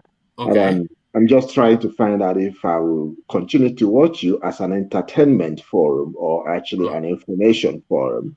I'm just going to say hello. So why are you at that crossroad? Why are you at that crossroad? It will be a longer story or a book, as a matter of fact. But the fact is that anywhere Nigeria is discussed, I like to see and hear what people are saying. I love the adrenaline rush here. I love the context. What I hate is the lack of information and too much sentimentalism that go on here. But it entertains me every evening. Nigerians are sentimental. We are an emotion-led people. Nigeria, you know that. We lead by emotion. Emotion, tribe, and religion. That's the Nigerian. Emotion, tribe, and religion. Is it not? Yeah, of course it is, but that is also the burn. That's what is holding us down today. Until you remove those things and begin to approach from a new order, a new Western style, probably a blended one, then whatever you're trying to solve may not be solved. You see, you're trying to build and discuss what has kept us down over these years. And you really need to try from a new slate, an entirely new approach. That would be my take on this. We tried to tackle what you were saying yesterday in a session, and we were saying that Nigeria needed a third way, and we were trying to discuss to put some flesh on that third way, and we couldn't even start because everybody knows that everything is wrong. But then, how do you then get out of it? What is the pathway out? This was something we couldn't even start that conversation. So, do you have any thoughts in that direction, the way out of the mess we find ourselves in Nigeria? Unfortunately, last night was one of those nights I didn't listen to you guys. I slept off. How dare you? Eh? But listen. Let me tell you the truth. I don't know the answer to that question, but the fact is, Nigeria, I can guarantee you, will never go anywhere forward without a violent revolution. I can guarantee you. Why does it have to be violent? Why does a revolution? Yes, but why does it have to be violent? It's possible. Yes, hold on. Yeah, go on. You see, you are here discussing probably 1% of Nigerian population, e.g., the ruling class. Everybody, including my brother, including my sister, I can put my mom in there, in Nigeria, is a problem to Nigeria. Okay. Maybe because they can't, like what engineer said earlier, they cannot beat them, so everyone has joined. This one, you're listing 3 people to go to jail. I think every Nigerian living in Nigeria will go to jail, should go to jail. I can tell you that. So until you remove, including your kit and kin. Yeah, because if I give my sister money to build me a house and they build a substandard, I build one for themselves, she should be in jail. And I'm telling you, they are doing it. If I give them money to give to the less privileged at home and they should change that money and give them little, they should be going to jail. They are doing all Nigerians. Experience. Not all Nigerians. It's not all Nigerians. No, well, all means when you want to say all, you usually use a sample. Okay. The work I do involves sampling, and when you take 2,000 samples from a 65 million population, that means all. That's how we do it. Okay. So all doesn't mean it must be all. All means that a substantial number of people living in this geographical expression are doing that thing. That's what it means. Okay. All right. Are you condemning then the nation? Are you saying it is irredeemable that we are doomed? Is Nigeria irredeemable from your perception? And if it is not, then what is the redemption? Irredeemable from the point of view that we try to profile, from the solution that we try to profile every day on your platform and so many other platforms. Let me tell you what has to be gotten right before you even attempt to get Nigeria right. Number one, you must have a working population census. You must biometrically capture everybody. You must register every house in Nigeria. There must be a way where you know who lives where. That is to say, before you hire a house, you must register with the local government. The local government will give you a paper to the estate agent who will let the house to you and then report back, and you capture that you are living at this address. That's number two. Number three, you will have to have that will be gotten from the population census, the demography of the working population. Because this one you're saying that 33% of Nigerians are unemployed. No, is it 33% of Nigerians or 33% of the working population? Okay, so you can't count, you can't record who lives where. People die every day. You don't know who they are. So get the data right first, is what you're saying. Get the data right first. Yes. And until you do that, you can't stop corruption. When we're saying we're doing a budget and we don't know the population, we don't know where they live, we don't know their circumstances, and you are saying you want to rescue them. Rescue them from what? When you don't even know them. You don't even know who they are. 22 people died in a river. You don't know who they are. You just bury them, and that's the end of it. 5 people dies in a car accident on the road. You don't know who they are. You just bury them, and that's the end of it. How could you rule a country that you don't know who is who? It is impossible. So no matter what solution you prefer here, if we continue to build on those kinds of trajectories, There is no way you will even attempt to begin to determine who should go to jail and who shouldn't go to jail in the first place. You can't work on the template we have right now. It is impossible. All right, you Oh, sound one like man, you one sound man. like a fatalist. Yeah, Can go I on, sorry. interject? Yeah. Can I ask, Roman? You said a lot of things that I don't agree on, but the thing I want to point out the most is, your animosity when you were talking about Nigerians. Let me tell you something. There are plenty countries that are similar to Nigeria in similar same position with similar kind of leaders. Currently, right now in 2022, plenty countries doing worse than Nigeria. Plenty countries that the people inside are doing worse than Nigerians. Probably all the news you get is about Nigerians. So that's why you have so much animosity towards them. But you should expand your mind, give yourself a little bit more exposure when you say things like this. I have listened to you and the way they try to make you understand you are a fantastic contribution to this program. But listen to me. Because someone is committing a crime doesn't mean I should become part of them. If many countries are corrupt, I do not care. Hold on. You're very good in interjecting. Hold on. Clear what I said. No. Hold on. What I mean is, I don't seek. Hold on. I do not seek. Solly, you must hold on. Okay. I do not seek companions in crime. I'm talking about Nigeria. I don't care if Benin is corrupt or Togo is corrupt. I am talking about Nigeria and those that are corrupt inside it and how we can fix this country. I do not seek other countries that are companion, or I can't compromise my own situation or my country because some other countries are looking the same. That is immaterial to me. I seek the welfare and prosperity of the country that I call my country. And if there are other countries that are like them, the people in those areas should be mindful of what is going on there and take care of it. I am talking about Nigeria. And this is not animosity, it's a wish. I could have a Nigeria that is like the country I'm living in right now. I was forced out here, not because I love to live where I'm living right now. It is because I could not do any other thing than to live. But this is animosity, though. What you just said, I don't understand that English. I don't understand that English. Etanos. This is etanos. It means like you have some type of disdain or hate, Oh no, you're wrong. I mean, why does Solly? Why does Solly talk like this? Why do you talk like this sometimes, Solly? I never. So you see, people tend to put words in my mouth. I never said you should side with the bad people. You put that word in my mouth. That is why I tried to clear what I was saying. No. I want to get things straight because I don't like when people put words in my mouth. I said some specific things. You barely addressed them. Then you started putting words in my mouth because your hate and disdain is making you say these things because this is what you feel I am saying. If you listen to me clearly with no bias in your mind, you wouldn't have put words in my mouth.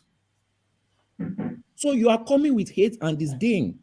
And you are coming to tell us that we are talking about tribe and talking about this, but you are coming with hate and disdain. Conversation cannot even flow when there's hate and disdain. I think you both somewhat have a point. I don't think I recognize his argument. Seriously. No. I don't think anybody can controvert what Roman is saying, because what Roman is saying is that we are just messing around in the country and doing a total nonsense.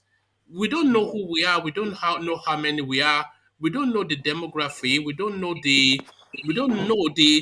They say there are something percentage of young people in Nigeria, but you don't know the breakdown of those people in order to then point resources. Yeah, so he says we have to have a database sort of structure, but otherwise everything is a nonsense. That everybody is a criminal. And we said this, he's not the first person to say it. Everybody is not a criminal. But everybody is a criminal in Nigeria. How? How is everybody a criminal? Then the country would have been destroyed. Do you think people can do business without trust?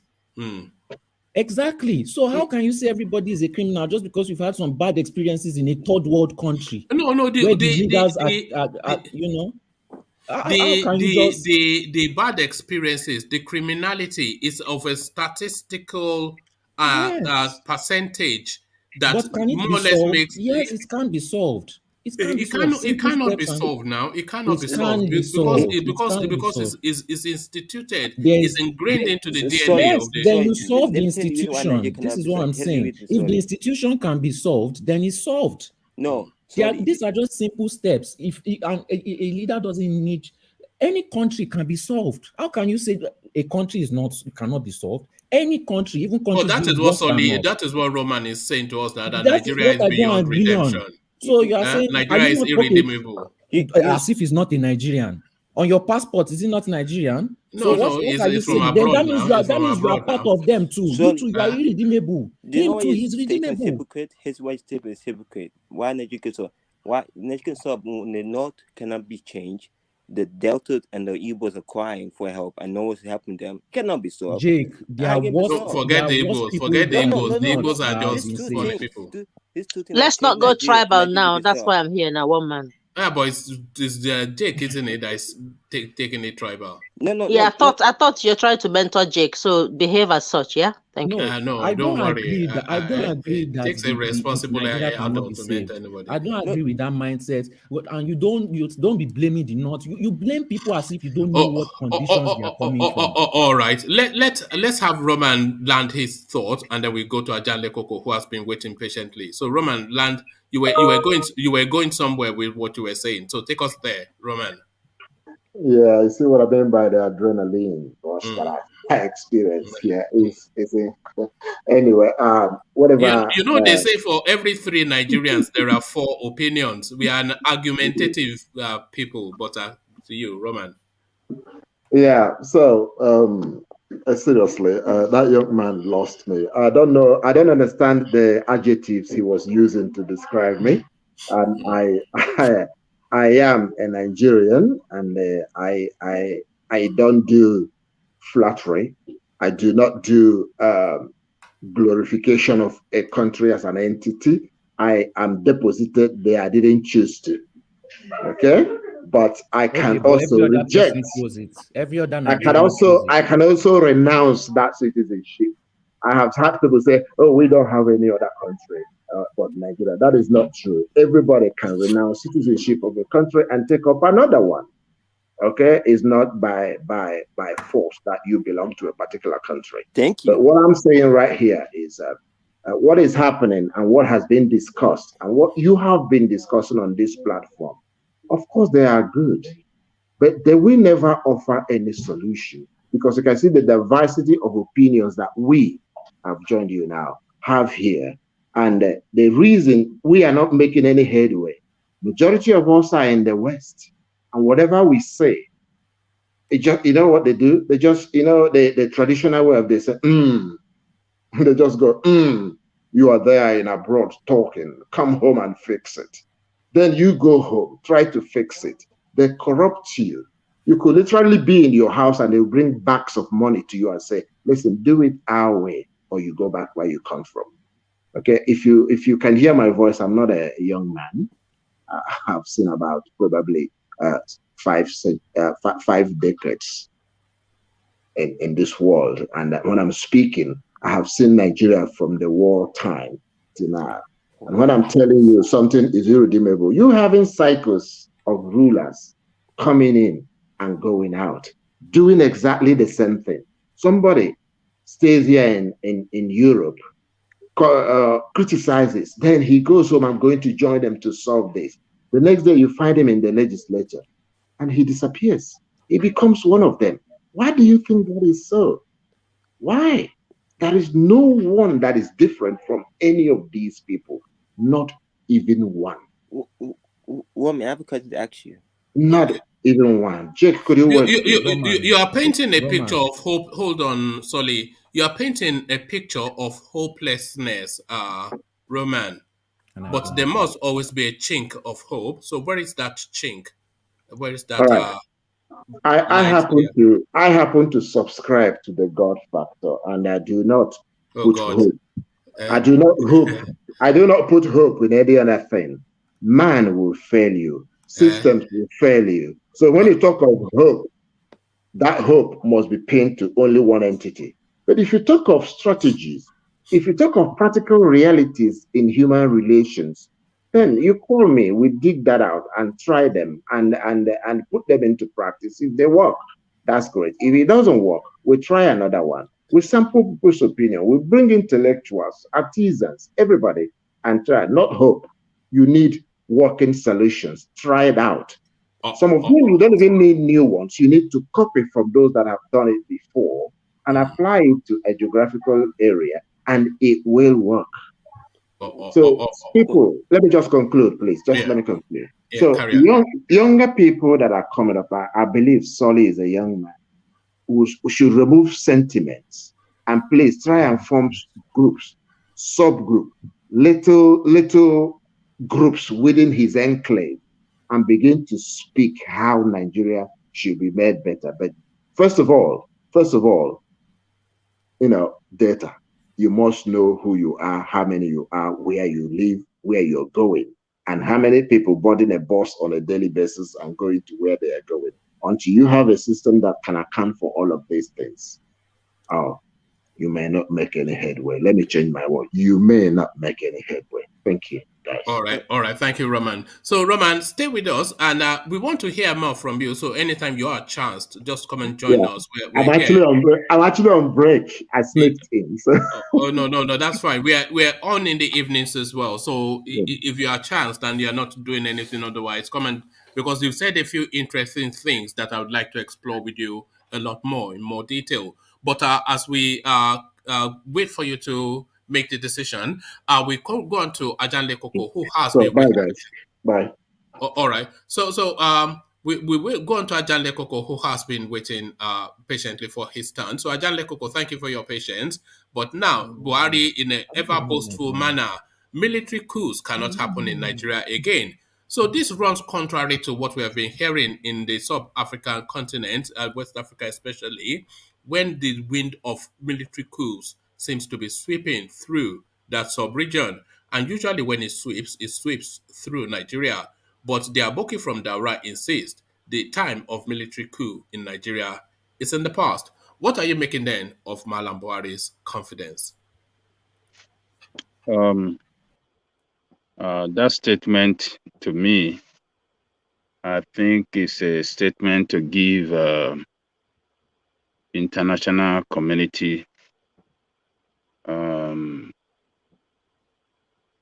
some kind of assurance that Nigerian democracy is sacrosanct and they will protect it. And what they see happen in our neighboring country like Burkina Faso, Mali, and Guinea will not happen in Nigeria. Nigeria is the biggest black nation on earth. So many interests at stake in Nigeria, particularly international interests. And when something is a kind of wind is blowing around Nigerian, neighboring country to Nigeria, they might be thinking that yes, it will happen in Nigeria because Nigeria is not going in the right direction. And the reason that military always take over power, we know it, is that when a country is not going in the right direction, the military will comes in and tell the world that yes, our nation is not being governed well, and that's why we are taking over government so that we can see how we can solve it with right people in the country. So they started with one country, I think with Guinea, Mali, now Burkina Faso. Which country next in West Africa? Do you think, contrary to Buhari's, because he's of course speaking to space and politics, but do you think military coup can happen in Nigeria? And if it did happen in Nigeria, what would be the Nigerian population's reaction to it? So can it happen, and what would be the people's reaction to it if it did? I believe in never say never philosophy. So people should not say that it cannot happen in Nigeria. If you belong to that school of thought, I think you need to have a rethink. It could happen. And I want to tell you, if it happened in Nigeria, Nigerians will jump on the street to celebrate and welcome them, because Nigerians are really looking for change. Where is that change going to come from? They don't know. But if the military comes in and sack all these criminals that have looted the resources of that country, they have mismanaged the country, they have not run the country to work for the people, but only themselves and their family, Nigerian people will jump on the street and celebrate them. They will celebrate them and welcome them, because they are the enemy of the people. They are not they are not patriotic citizens. I mean, they are not patriotic leaders. Let me put it that way. They are not patriotic to the country. Nigerian people that are going through pains, we celebrate them. They will welcome the military and celebrate them. They will jubilate around the country, particularly if they see them captured and put in jail. People will be happy. So, and I want to tell you this. If that happened in Nigeria, there's nothing international community will do. Yeah. They will not impose sanctions on Nigeria. They will negotiate with them, because Nigeria is a complex country. They know that quite right, that as big as we are, if they impose sanctions on Nigeria, it's going to spread to the rest of West African country. Pains on Nigeria is a severe pains on our neighbors across the West African country. They're not going to do anything. They will negotiate with them. So that's the way I see it. You know, I'm not too far. I want to support one man. I want to support Ajale Koko when you finish. You know, I want to as well, because I'm not too far away from you in thought, Ajale Koko. I don't think that Nigeria. I don't think it's impossible for a coup to happen in Nigeria. There's no reason to believe that, because the country has a history of it, and I'm with you in the thought that the people would welcome it, because the democracy that we've had since 1999 has failed, because the constitution is a failure, you know, and the failure of the democracy is highlighted in this present situation we're in now. So there's no hope for the future. So why do we continue with a hopeless situation? The people, they will jubilate, of course, because the military will come in and loot. We know that. But then how many are them? Supreme Military Council, what did you say, 10, 12, as opposed to about 700 in the assembly looting, about another 1,000 in the presidency looting, about another 10,000 in every state house, just looting. You know, at least if you have 20 people looting, I don't know how much they are going to loot. They are not going to loot as much as they loot. Yeah, I don't think the people would shy away from it. But Ahizon, you wanted to speak on that as well. Yes, no, I agree with you guys 100%. I think, we're just at a point, we're at the precipice.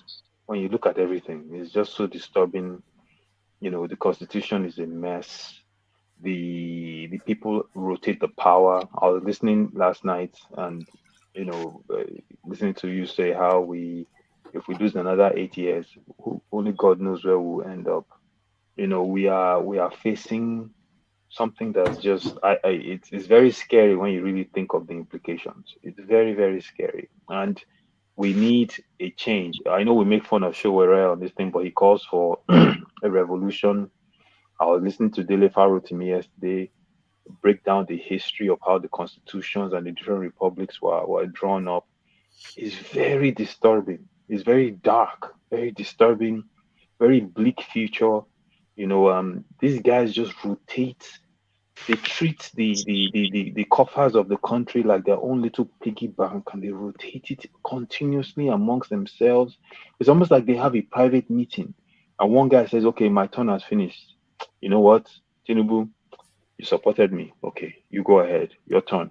Take over the coffers. And they just do these things, and people are suffering. People are being murdered. And the military has a responsibility to defend the country from foreign and domestic. And domestic. These guys are not patriots. These are invaders. These are destroyers. They are looting, murdering, destroying the fabric of the very nation. If you're a military man, you do have a responsibility to your country.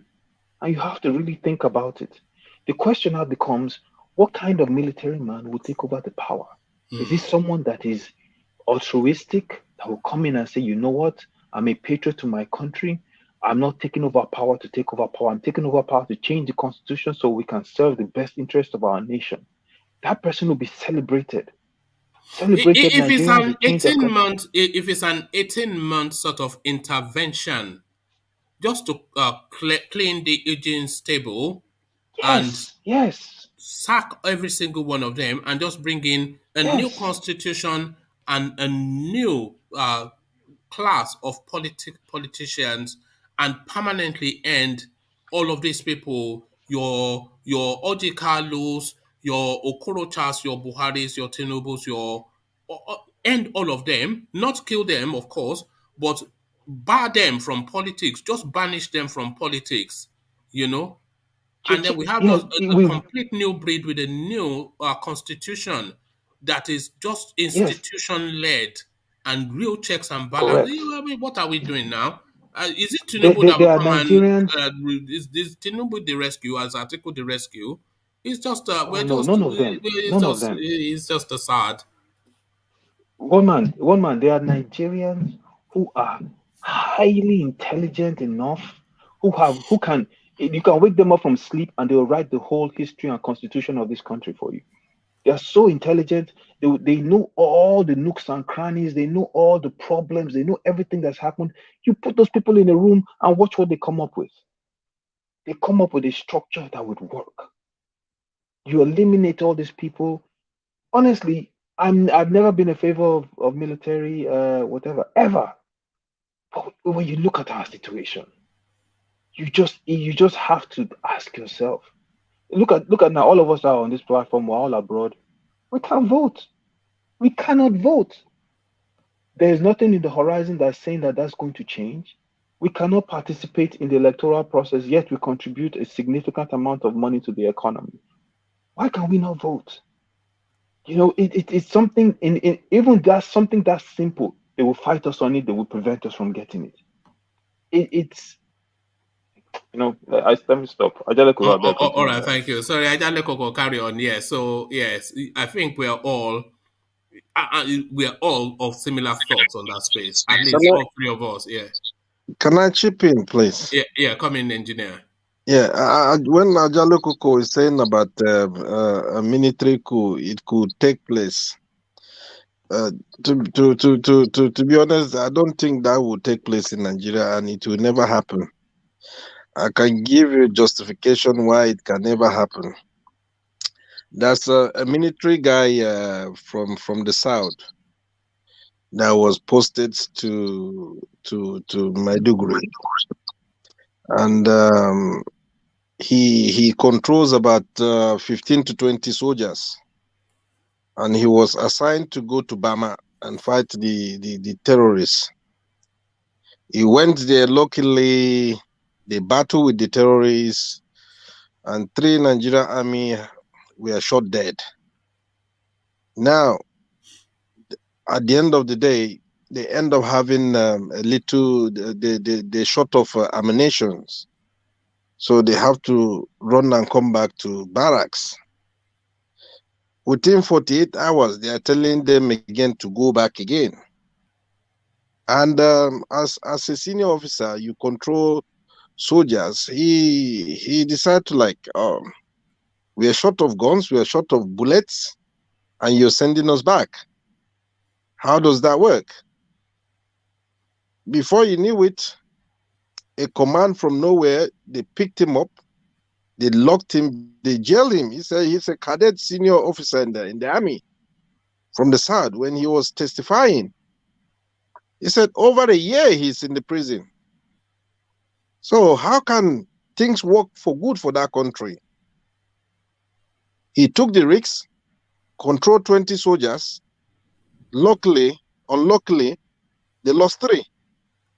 Now, you're sending them back again without enough weapon, enough cartridge, or nothing. So what does that signify? That signifies that go and die. But as a senior military guy, he said he can't take the risks because his younger ones, the junior ones in the military, they have family to feed. They have family to look after. So look, what am I trying to say? The level of how the country is, how the senior officers they're not judging things rightly. I'm telling you, one man, that country, Buhari, for him to come out and give that speech, I always say something that he already cooked. He already balanced everything, that he has the mindset to come out and say it publicly. If you guys could remember during his election, the second term election, where I was so scared of this man, a journalist was interviewing him. He said, will you accept defeat in second term? Buhari clearly said to the journalist, I already won, so why are you asking me the same question? I won. So for the man to come out there, see, there's sometimes the way the man will come out and present something, one man, that guy is too tough. He knew everything. That's why he would definitely put people that they would never betray him. We are there once upon a time, a military guy was passing information to the Boko Haram. We discussed it on the platform. He was being picked. So how many do you think they're there? How many are existing there? So the reason of coup in Nigeria, I don't think is going to take place. And Buhari have how many months to go to vacate? So he will do his thing. Like I keep saying it, this is looting period. Regardless of anything, it's just looting period. It's only God that will help us. All right, thank you, engineer. So, Ajale Koko, round off your thoughts on that, so I can take you to another talking point. Well, military coup is not the solution to our problem. But if the military think that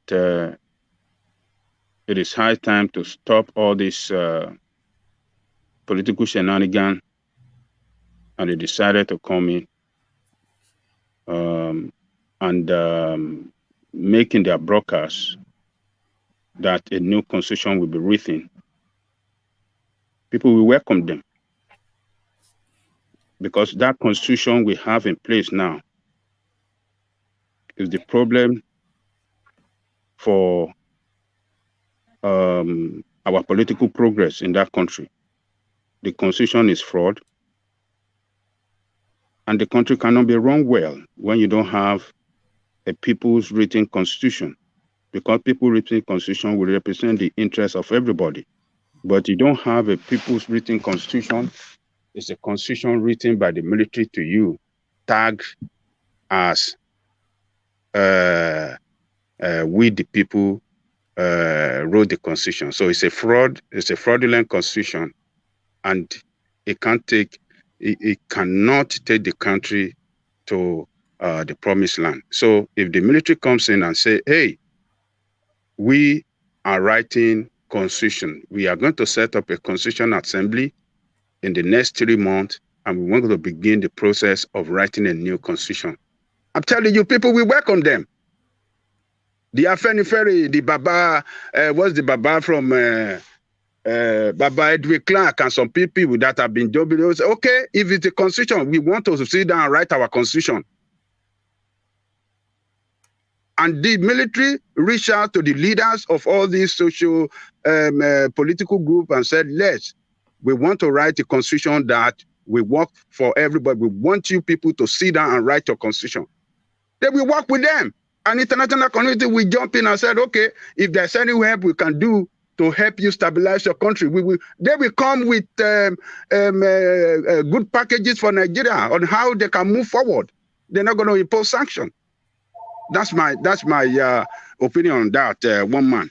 Oh, all right, thank you, Ajale Koko. So, Ajale Koko, let me take you to one last talking point. We are stuck with lots of projects because we cannot get money. The Chinese no longer are funding, so that history of abandoned projects in Nigeria is not going away anytime soon.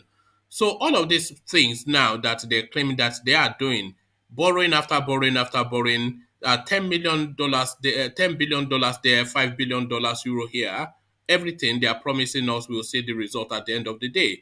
So now all of that borrowing has not completed anything according to Rotimi AMAECHI, with 16 months left of their administration. What are you then making then of this promise of abandoned projects to continue? Ajale Koko. One man, I think the other time you asked a question round that who are the three that... yes, you never got to, yes. So number one, the finance minister. Yes, Zainab Ahmed. Yeah, finance minister. The works minister and the transportation minister. And why I picked the works and why I picked the three of them. Finance minister is the one disbursing fund. Is the one that in charge of revenue of the country. Every revenue that comes in and sharing of the revenue. And before they come back to get another revenue, they have to retired the one they collected earlier by showing invoices and all the rest, what the money was spent for. So I want to know from her how well has she done her work? How well has she supervised the economy? I want to know. Then Mr. Fashola, this government based everything on infrastructure. All their reason for borrowing are to build infrastructure. We want to build infrastructure everywhere. So those of you are in charge of infrastructure, I want to know from them how much they have collected, how much they have deployed to building that infrastructure, and where are the stages of those infrastructure. And those infrastructure, are they working to the at optimal level? So I want to know from that one, the works minister, the transport minister for rail services that they have put in so much money on. I want to know from him as well. Are those infrastructure put in place? Are they working at optimal level? You know, but because you asked three, that's why I mentioned three. If not so, I will ask for the person in charge of the electricity too, in charge of power and resources. And the person in charge of budget and planning, where they part the budgets. And the person in charge of NNPC. That would be Mallam Buhari himself. That's Buhari himself, petroleum. So he have what he has GM now, or what do you call that? General manager or something like that. In charge of Timmy Pray, Silva. So those are the 5 key areas of the economy. I want to know how they have managed it. So that's about that. So AMAECHI talking that they cannot get money anymore from the Chinese, and the project will be abandoned, or there's no way to progress on the project. I would like to ask him. I would like to ask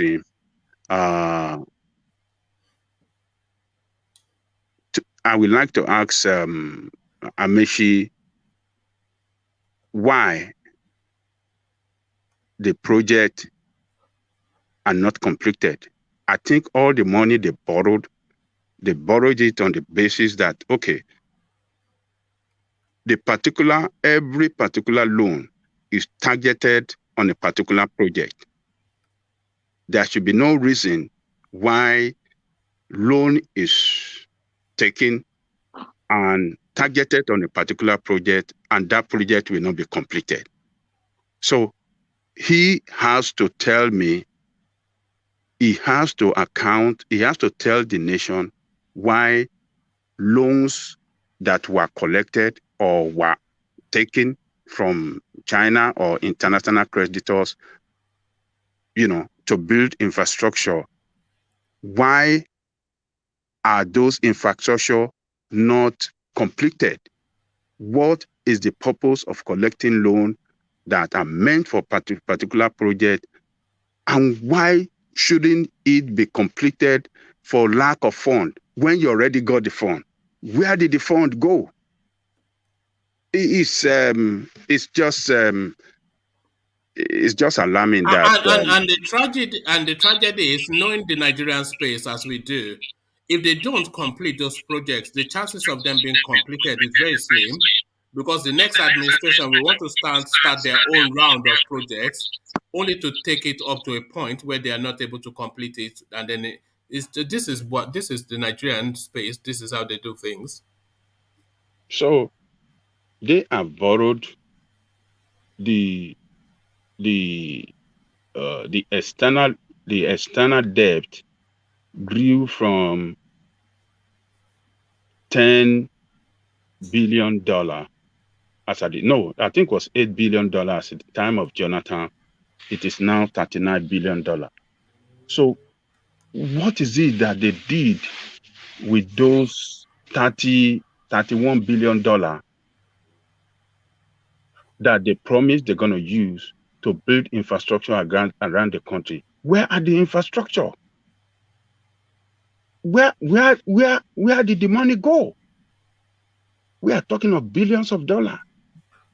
So it's what AMAECHI is telling us here is that the money is gone, projects are not completed,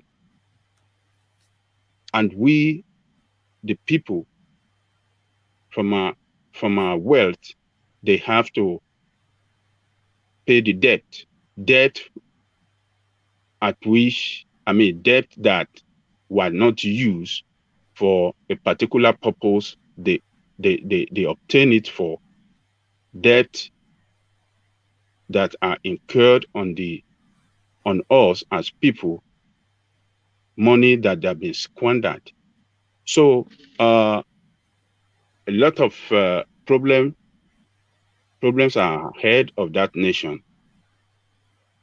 If other creditor deny them loan, we are going to see hell in that country. Revenue is shrinking every day. They are using 97% of the revenue to pay debt, to service debt, not to even pay. They are servicing the debt. And when no more revenue comes in, what is going to happen? We are not going to get money to run the country. So economic hardship will set in. They won't be able to pay salary of workers. They won't be able to continue on the project. And it's a disaster ahead of that country. So it is just AMAECHI should be investigated. It should be audited, and they have to account for that money that he said the borrowed loan. What have they done with that loan? It should be investigated, and it should be audited. This ministry should be audited, and we should know where the money where the money went. Can I just chip in something? All right, very quickly, and then I'll take very quick soundings from Bia and Aizan, because we've gone past the 2-hour mark. But okay,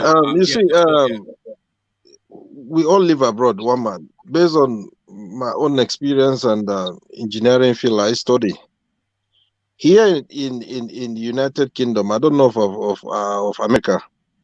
If you're being given a tax to build road or to construct something. As a minister, you come out and with a plan that you give a 2 or 3 years, you know that everything will be in place. Let's assume you give 2 years to complete a project. And if you're running out of time and you don't complete the project, you will pay a fine. This is how it works in the United Kingdom. But what is happening in our own lovely country, Nigeria? You come out, you said you need so amounts to build a road or to build whatever. How come along the way you're building and you end up saying you need more money? From there, you should know that something is wrong somewhere. That means you're not qualified, you're not fit enough to be in that position of a minister. So things like this is something Nigeria, everyone should start waking up. It's a wake-up call. It's a wake-up call. Like I said, AMAECHI, Fashola, and the other minister. Those, you know what they are those are the targeting, first and target. engineer. You know what they are targeting. They are targeting to take a $12 billion loan between now and the end of their administration. Ah, So what Amechi is saying is sensitizing the environment to that borrowing. So that's part of the argument to build up for that $12 billion. The oil subsidy that they are saying they are no longer going to remove in June is another argument. So they've already said that they are going to borrow $12 billion, you know. So now they are building up the narrative to that borrowing. But thank you, engineer. For reasons thank of you. time, let me go on to Bia. Just a quick sample of so just speak to whichever topic interests you the most, Bia, and then the same to Aizon, and then I'll shut down. So Bia, to you. Hi everyone, Bia is back again, full force sometimes. What do you mean Happy you're New back Year. again? Did you leave in the first place? Huh? Yeah, I took a break while hammering you behind closed doors. Happy New Year, Bia. Happy New Year, my brother, engineer. Nice to see you again here. And you Anyways, too. what I want to contribute towards Buhari boasting about no one to overthrow him by coup.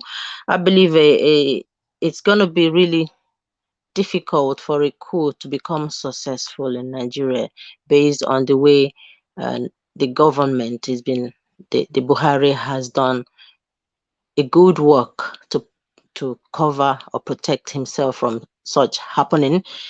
There are many divisions in Buhari's cabinet. For a coup to happen, at least there should be maybe some amount of certain majorities agreeing that this, government is really terrible. If most of them are being tipped off, they're enjoying some good money, why would they want a coup when most of their children are abroad enjoying themselves?